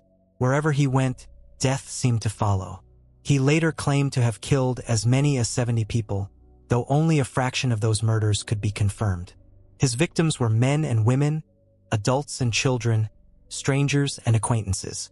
What bound them together was not identity, but opportunity. To understand Sells, we must start at the beginning. He was born in 1964 in Oakland, California, into a chaotic and unstable home. His father abandoned the family, and his mother struggled to care for him and his siblings. At just 18 months old, Tommy nearly died from meningitis, an illness some later speculated may have damaged his brain. By the age of 7, he was already drinking alcohol. By 10, he was using drugs. His childhood was scarred by abuse. Sells later revealed that a neighbor molested him repeatedly, warping his sense of trust and sexuality. Instead of protection, he received neglect. At 13, his mother threw him out of the house. From then on, he lived as a drifter. That life on the road shaped him into both predator and prey. He learned to survive by stealing, hustling, and lying. He also learned that violence brought him a sense of power he had never known. By the 1980s, Sells had begun killing. His crimes were impulsive, often fueled by drugs, alcohol, or rage. Unlike the calculated rituals of Jeffrey Dahmer or John Wayne Gacy, Sells killed chaotically. Sometimes he shot, sometimes he stabbed, sometimes he strangled. There was no pattern beyond his own convenience. That randomness made him both harder to catch and harder to understand. One of his earliest confirmed murders occurred in 1985 in Forsyth, Missouri, when he shot a man named John Cade during a drunken altercation. From there, the violence escalated. He claimed responsibility for murders in Nevada, Illinois, Kentucky, and Texas, among others. Many of the cases remained unsolved for years, the victims nameless or forgotten. But his final downfall began in the year 1999, in the small town of Del Rio, Texas. On the night of December 31st, as families prepared to welcome the new millennium, Sells broke into the home of a woman named Terry Harris. Inside, he found her 2 young daughters and a family friend, 13-year-old Aileen Harris. For reasons he could never fully explain, Sells attacked. He slashed Aileen's throat, killing her, and then turned his knife on her friend, 10-year-old Crystal Searles. But Crystal survived. Bleeding and barely able to speak, she stumbled out of the house and alerted neighbors. Miraculously, she lived to describe her attacker. Her testimony would change everything. Police quickly traced Sells to a local homeless shelter. He was arrested, and when confronted, he began to talk. To the shock of investigators, he didn't just confess to Aileen's murder. He started confessing to dozens of others across the country. He told stories of victims dumped in rivers, shot in cars, stabbed in their beds. Some details matched unsolved cases, others could never be verified. What became clear was that Tommy Lynn Sells had spent years slipping through cracks. Arrested for petty crimes but never held long, moving constantly from state to state, he exploited the lack of coordination between jurisdictions. By the time one state realized what he had done, he was already gone, leaving another victim behind. In 2000, he was convicted of the murder of Aileen Harris and sentenced to death. Even on death row, he continued to talk, granting interviews to journalists and criminologists. His words were chillingly casual. He described killing as if it were nothing more than a bad habit, something he fell back into when drunk, high, or angry. When asked why he killed, Sells often gave contradictory answers. Sometimes he claimed he wanted to prevent others from becoming abusers like the man who molested him. Other times, he admitted simply that he liked the feeling of power. More often than not, he shrugged, as if the question itself were pointless. On April 3, 2014, Tommy Lynn Sells was executed by lethal injection in Texas. He declined to make a final statement. For criminologists, Sells represents a particularly unsettling type of killer. Not the compulsive sadist who meticulously plans, not the delusional psychotic lost in fantasy, but the chaotic predator who kills when the urge strikes. His randomness made him elusive, his drifting lifestyle made him nearly invisible, and his lack of clear motive made him incomprehensible. And yet, his story also highlights a deeper truth, that systems divided by geography, politics, and bureaucracy are ill-equipped to catch predators who cross borders. Tommy Lynn Sells thrived in the spaces between states, between agencies, between the cracks of society. His crimes remind us that evil is not always organized, not always ritualized. Sometimes it is chaotic, opportunistic, and all the more terrifying for its unpredictability. In the summer of 1985, Los Angeles was gripped by fear. Residents locked their doors, nailed windows shut, and slept with lights on. Newspapers blared warnings, police patrols doubled, and the air buzzed with dread. Because somewhere in the night, a predator was hunting, slipping into homes, leaving behind scenes of carnage so savage they barely seemed real. The man responsible was Richard Ramirez, later branded the Night Stalker. His rampage across Southern California was as random as it was brutal, striking rich and poor neighborhoods alike, leaving a city paralyzed in terror. Richard Ramirez was born in 1960 in El Paso, Texas, the youngest of 5 children. His childhood was a cocktail of violence, drugs, and trauma. His father was strict and often explosive, but it was his cousin, a Vietnam veteran named Miguel, who had the most disturbing influence. Miguel regaled young Richard with graphic war stories, even showing him Polaroids of Vietnamese women he claimed to have raped and killed. When Richard was just 12, he witnessed Miguel murder his own wife in front of him. That moment seared something into Richard. Combined with his growing drug use and epileptic seizures, it seemed to cement a fascination with death, sex, and violence. As a teenager, he drifted toward crime, petty theft, and burglary. By the time he reached Los Angeles in the early 1980s, he had escalated into something much darker. Ramirez's crimes began quietly with burglaries, but soon escalated into murder. He was nocturnal, prowling the streets in stolen cars, breaking into homes under cover of darkness. What made him so terrifying was not just the brutality of his attacks but the sheer unpredictability. He had no single victim type. He killed men and women, young and old.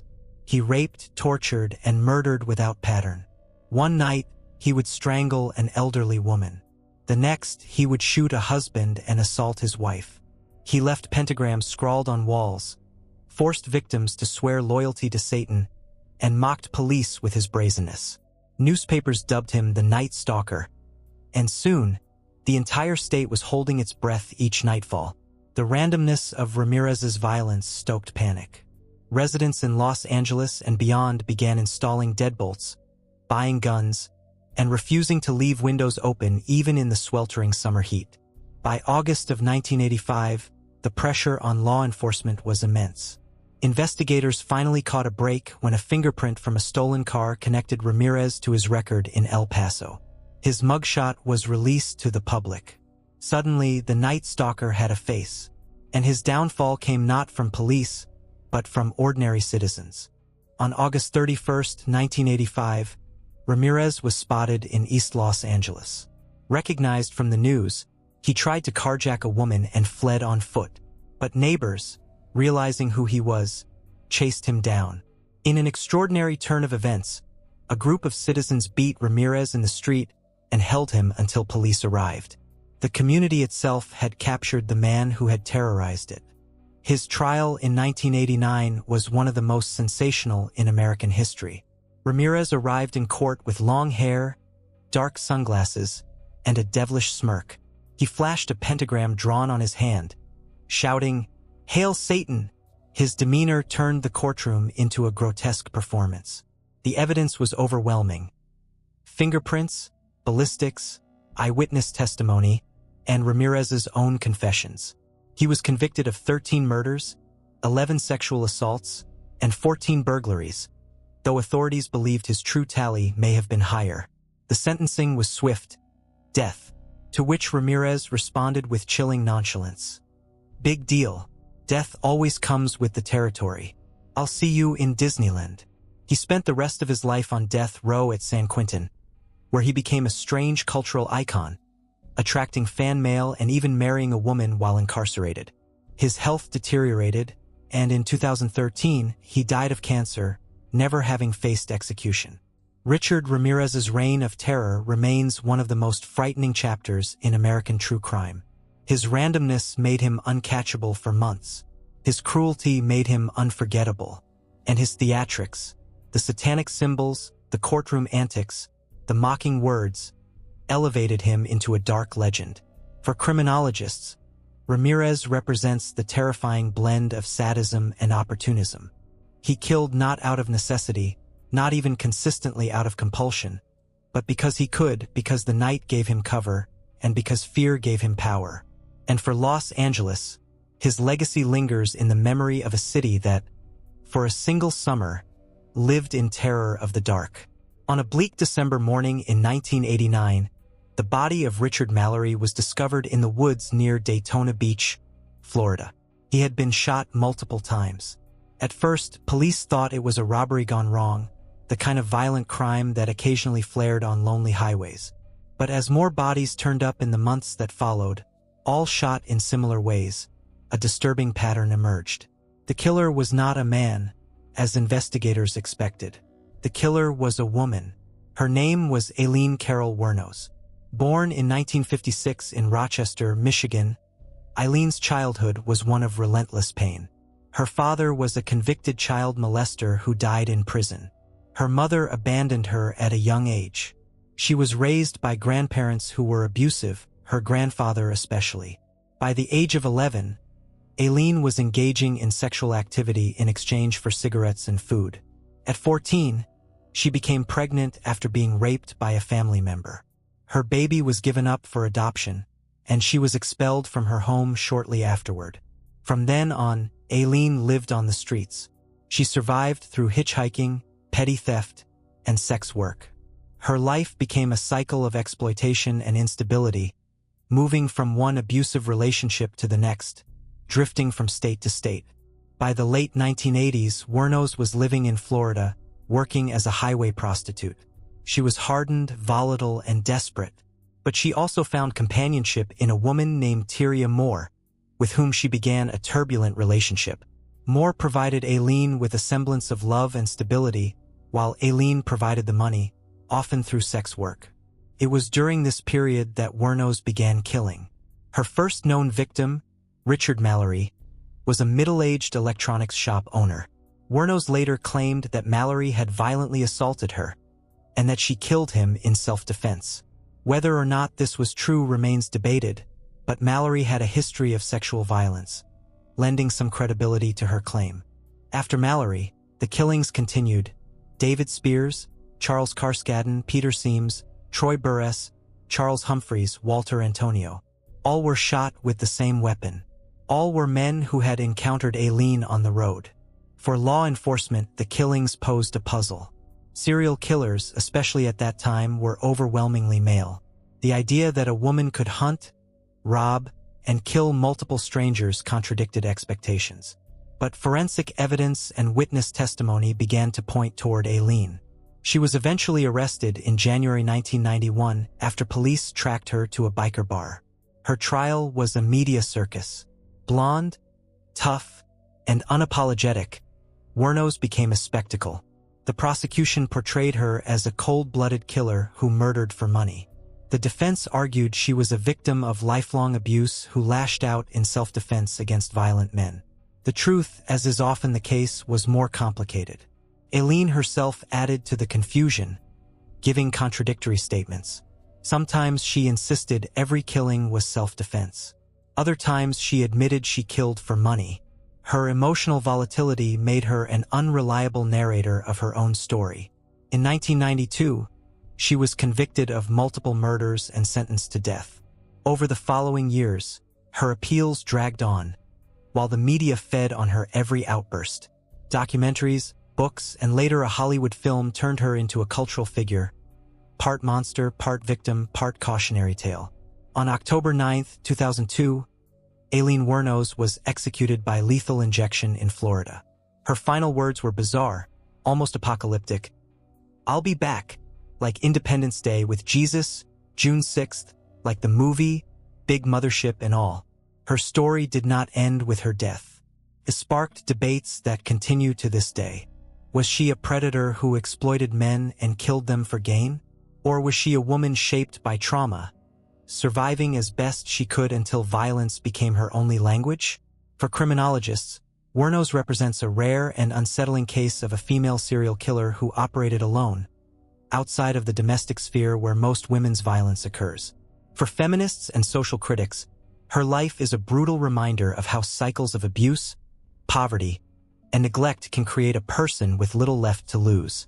And for the public, she remains a symbol, sometimes of horror, sometimes of tragedy, sometimes of both at once. Aileen Wuornos' legacy is not just the 7 men she killed. It is the uncomfortable truth her life exposes: that monsters are not born in isolation. They are shaped in childhoods of violence, in systems that fail, in societies that look away until it is too late. In the shadowy world of American true crime, few names evoke the same visceral revulsion as Albert Fish. To some, he was the gray man, a frail, grandfatherly figure with sunken eyes and thinning hair. To others, he was the boogeyman who lured children with candy, only to torture and devour them. But behind the nicknames was a reality far more unsettling. Fish was not just a killer. He was a sadist, a cannibal, and a man whose compulsions were so depraved that even hardened criminologists struggled to comprehend them. Albert Hamilton Fish was born in 1870 in Washington, D.C. His childhood was steeped in instability and mental illness. His father died when he was 5, and his mother placed him in an orphanage, where he endured relentless beatings. Strangely, the abuse seemed to awaken something in him. He began to associate pain with pleasure. By the time he left the orphanage, he was already experimenting with self-harm, a pattern that would escalate throughout his life. As a young man, Fish worked as a house painter, drifting from city to city. He married, had children, and outwardly appeared to live a modest working-class life. But his inner world was one of obsession and depravity. He developed an appetite for sadomasochism, inserting needles into his own body, beating himself with paddles embedded with nails, and consuming raw meat. Eventually, these urges spilled outward. By the 1920s, Fish had begun targeting children. He would approach poor families, often pretending to offer work or food. Then he would lure children away, subject them to unspeakable torture, and kill them. The most infamous of his crimes was the murder of Grace Budd, a 10-year-old girl from New York. In 1928, Fish visited the Budd family under the pretense of offering their teenage son a job. Instead, he fixated on Grace. Charming and polite, he persuaded her parents to let him take her to a birthday party. Grace never returned. For 6 years, her disappearance remained a mystery. Then, in 1934, the Budd family received a letter from Albert Fish. It was one of the most horrifying documents in criminal history. In graphic detail, he described how he had killed Grace, and even more shockingly, how he had cooked and eaten parts of her body. That letter led police directly to Fish. When arrested, he confessed not only to Grace's murder but to others as well. Investigators were horrified to discover the extent of his sadism. X-rays later revealed more than 24 needles embedded in his pelvic region, a testament to his lifelong compulsion for self-inflicted pain. Fish was put on trial in 1935. The proceedings became a macabre spectacle. His defense argued insanity, pointing to his delusions, hallucinations, and bizarre religious obsessions. Fish believed that by consuming children, he was somehow cleansing them, sparing them from corruption. The prosecution countered that while he was deeply disturbed, he knew right from wrong. The jury agreed. Albert Fish was convicted of Grace Budd's murder and sentenced to death. In January 1936, he was executed in the electric chair at Sing Sing prison. Witnesses later remarked that Fish seemed almost eager to die, welcoming the chair as the ultimate thrill.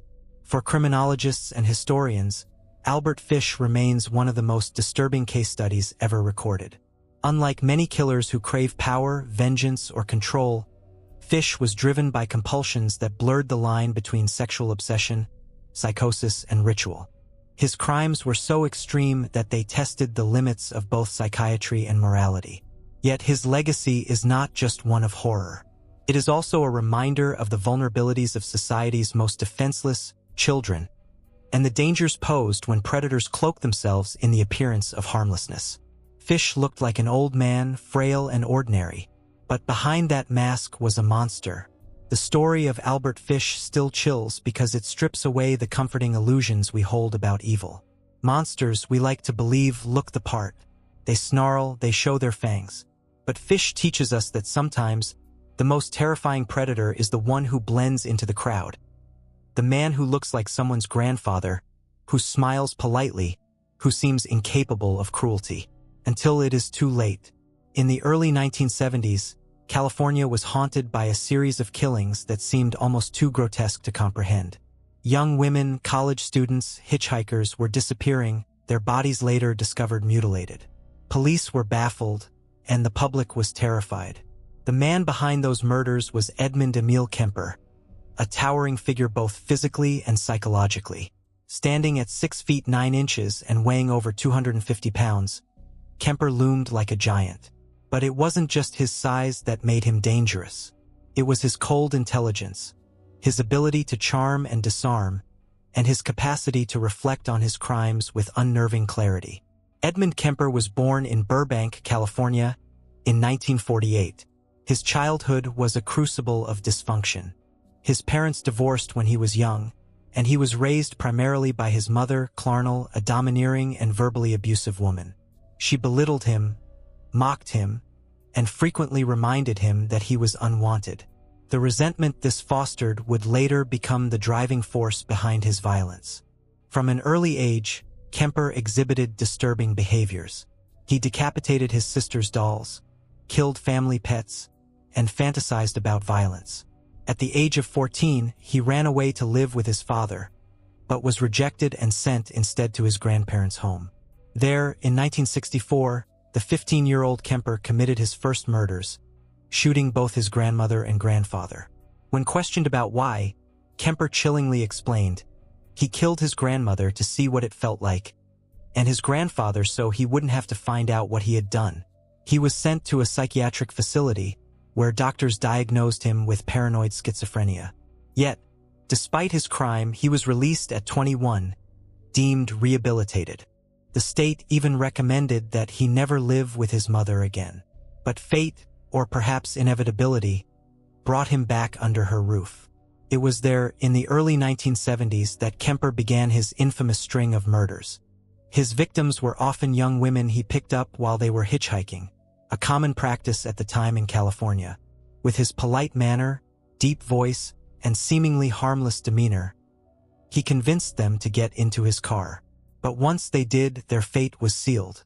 Kemper would drive them to remote areas, kill them, often by strangulation or shooting, and then perform acts of necrophilia and dismemberment.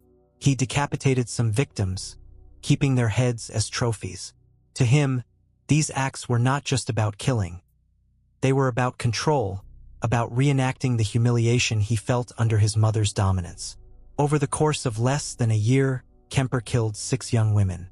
His crimes escalated until April 1973, when he committed the murders that would seal his place in infamy. He killed his mother, Caril, and her best friend. The murder of his mother was particularly brutal. After beating her to death with a hammer, he decapitated her, performed unspeakable acts with her head, and even screamed at it in rage. He later told police that killing his mother had been the ultimate goal all along, and that the co-ed murders were a rehearsal of sorts. After those killings, Kemper seemed to lose his drive. Days later, he called police and calmly confessed. Officers who knew him personally, as he frequented local bars popular with law enforcement, initially thought he was joking. But when they visited his mother's house, they found the horrific truth. Edmund Kemper was arrested and eventually convicted of 8 counts of murder. He received a life sentence without the possibility of parole. What makes Kemper unique in the annals of true crime is not only the savagery of his acts, but his unusual willingness to talk. Unlike killers who deny, deflect, or remain silent, Kemper opened up extensively to psychiatrists, criminologists, and journalists. He analyzed his own motives, described his compulsions in chilling detail, and offered a rare window into the psychology of a serial killer. Listening to him speak is unsettling, because he comes across not as a madman, but as articulate, thoughtful, even oddly polite. He jokes with interviewers, reflects on his crimes with clinical precision, and admits his awareness of the horror he caused. For criminologists, Kemper became a key case study. His cooperation allowed the FBI's Behavioral Science Unit, the pioneers of criminal profiling, to gather invaluable data on the mindset of killers.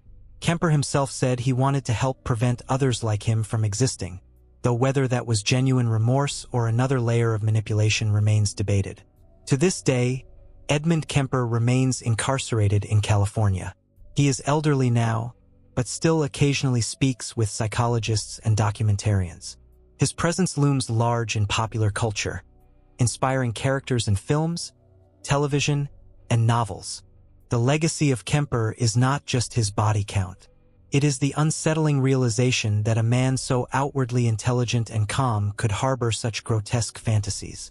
That someone capable of discussing literature and philosophy could also commit acts of unthinkable violence. And perhaps most chilling of all, that for months he walked among friends, family, and even police officers, hiding in plain sight. Edmund Kemper forces us to confront a truth that never gets easier. Monsters don't always announce themselves. Sometimes they smile, they speak gently, and they wait until the darkness inside finally erupts. In the waning decades of the Soviet Union, a shadow stalked its streets and forests. Children vanished. Women were found mutilated. Fear crept into towns and villages, whispered among families who dared not speak too loudly. For years, the government insisted such crimes could not exist under socialism. But the bodies told another story. The story of Andrei Chikatilo, the butcher of Rostov.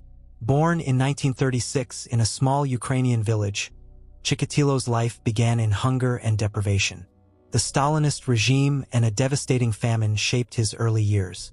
His family lived in extreme poverty, surviving on scraps. He grew up weak, shy, and often bullied. Stories of cannibalism during the famine haunted him, planting seeds of fear and fascination that would later resurface in terrifying ways. Sexual dysfunction plagued him from adolescence. Unable to perform with women, he grew withdrawn and ashamed. Rejected, mocked, and desperate for power, he discovered that violence gave him the control he could not find elsewhere. Chikatilo worked as a teacher in the 1970s, where early rumors of inappropriate behavior with children followed him. Complaints were brushed aside. The Soviet system, wary of scandal, often transferred him quietly rather than exposing him.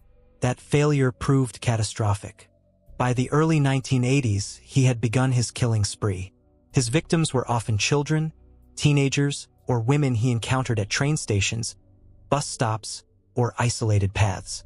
He lured them with promises of food, jobs, or companionship. Then, in secluded areas, he attacked, stabbing, mutilating, and killing with a frenzy that shocked even hardened investigators. The brutality was staggering. Chikatilo stabbed his victims dozens of times, gouged out eyes, and sometimes mutilated genitals. The savagery suggested both rage and ritual, but to Chikatilo it was a release, a way to satisfy urges he could not control. And yet, for years he evaded capture. Part of this was due to his careful movements.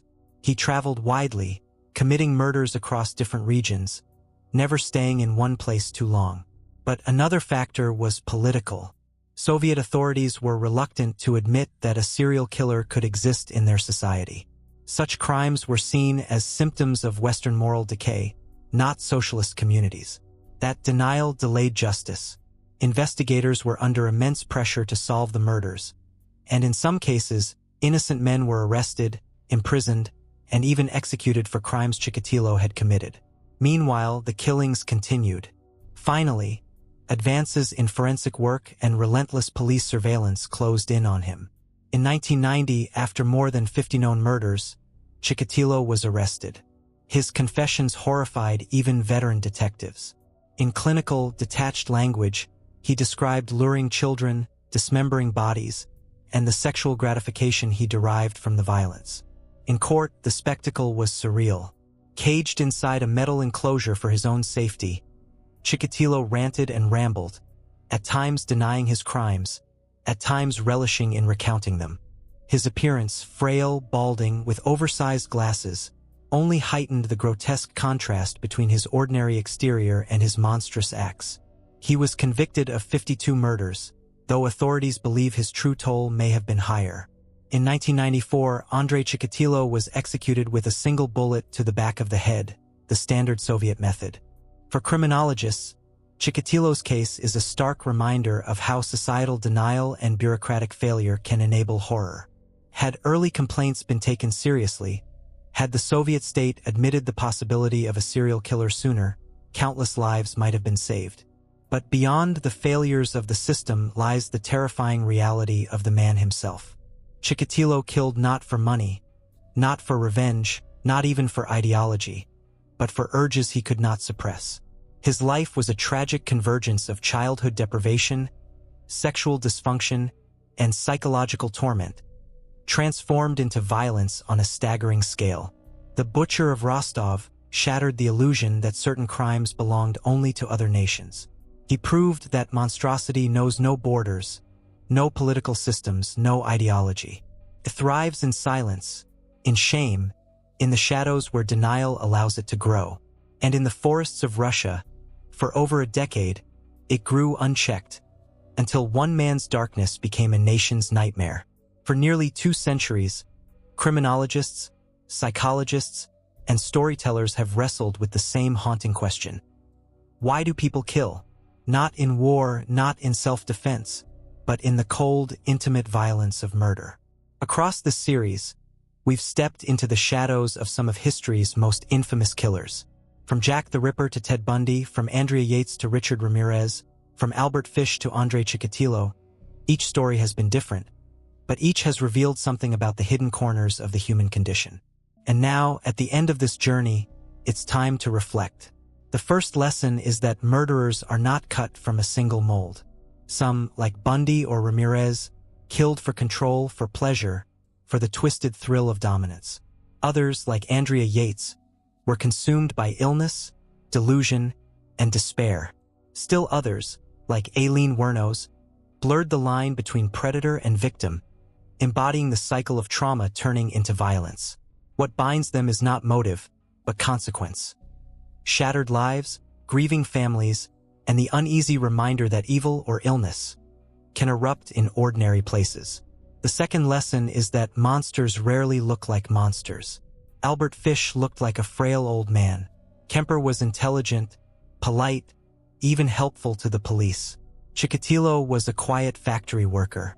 Time and again, these cases show us that horror hides behind ordinary faces. The human mind is capable of wearing masks so convincing that even neighbors, friends, and loved ones cannot see the danger lurking beneath. The third lesson is about failure, not just of individuals but of systems. Again and again, warnings were missed. Doctors discharged unstable patients. Schools ignored complaints. Police dismissed suspicions. Governments, like the Soviet Union during Chikatilo's spree, denied the possibility of evil in their midst. The cracks in these systems became openings through which killers continued to operate. But perhaps the most unsettling lesson is this: studying killers does not simply tell us about them. It tells us about us. Why are we so fascinated by these stories? Why do we watch, listen, and read about people who commit the unthinkable? Some say it's morbid curiosity. Others say it's a way to confront fear from a safe distance. But on a deeper level, true crime forces us to look into a mirror, to confront the fragile boundaries between sanity and madness, love and hate, safety and danger. For psychologists, these cases illuminate the darkest possibilities of the mind. Delusions that twist reality, compulsions that override empathy, traumas that never heal but metastasize into violence. For law enforcement, they underscore the need for vigilance, empathy, and better tools for prevention. For society, they remind us that violence is not abstract. It is lived, it is real, and its consequences last for generations. At the end of it all, the killers we've examined leave behind legacies we wish did not exist. Their names linger in headlines, in documentaries, in whispers across decades. But their stories also drive progress. Profiling techniques improved because of Kemper and Bundy. Mental health awareness grew in the wake of Andrea Yates. Public safety reforms followed Ramirez and Chikatilo. Each horror, in its own way, carved a warning into history. And so we close this journey not with answers, but with awareness. The awareness that murderers are not demons from another world. They are human beings, shaped by biology, circumstance, trauma, and choice. The awareness that prevention requires more than punishment. It requires listening, observing, intervening before it is too late. And perhaps most importantly, the awareness that even in the darkest stories, what endures is not the killer's power, but the resilience of those left behind. Families who mourn, communities that rebuild, societies that adapt. The monsters we've examined sought to destroy, but by studying them, by refusing to look away, we take back some measure of control. We learn, we remember, we guard against the shadows, because to understand the darkness is not to glorify it, but to shine a light into places where, for too long, it has thrived unseen.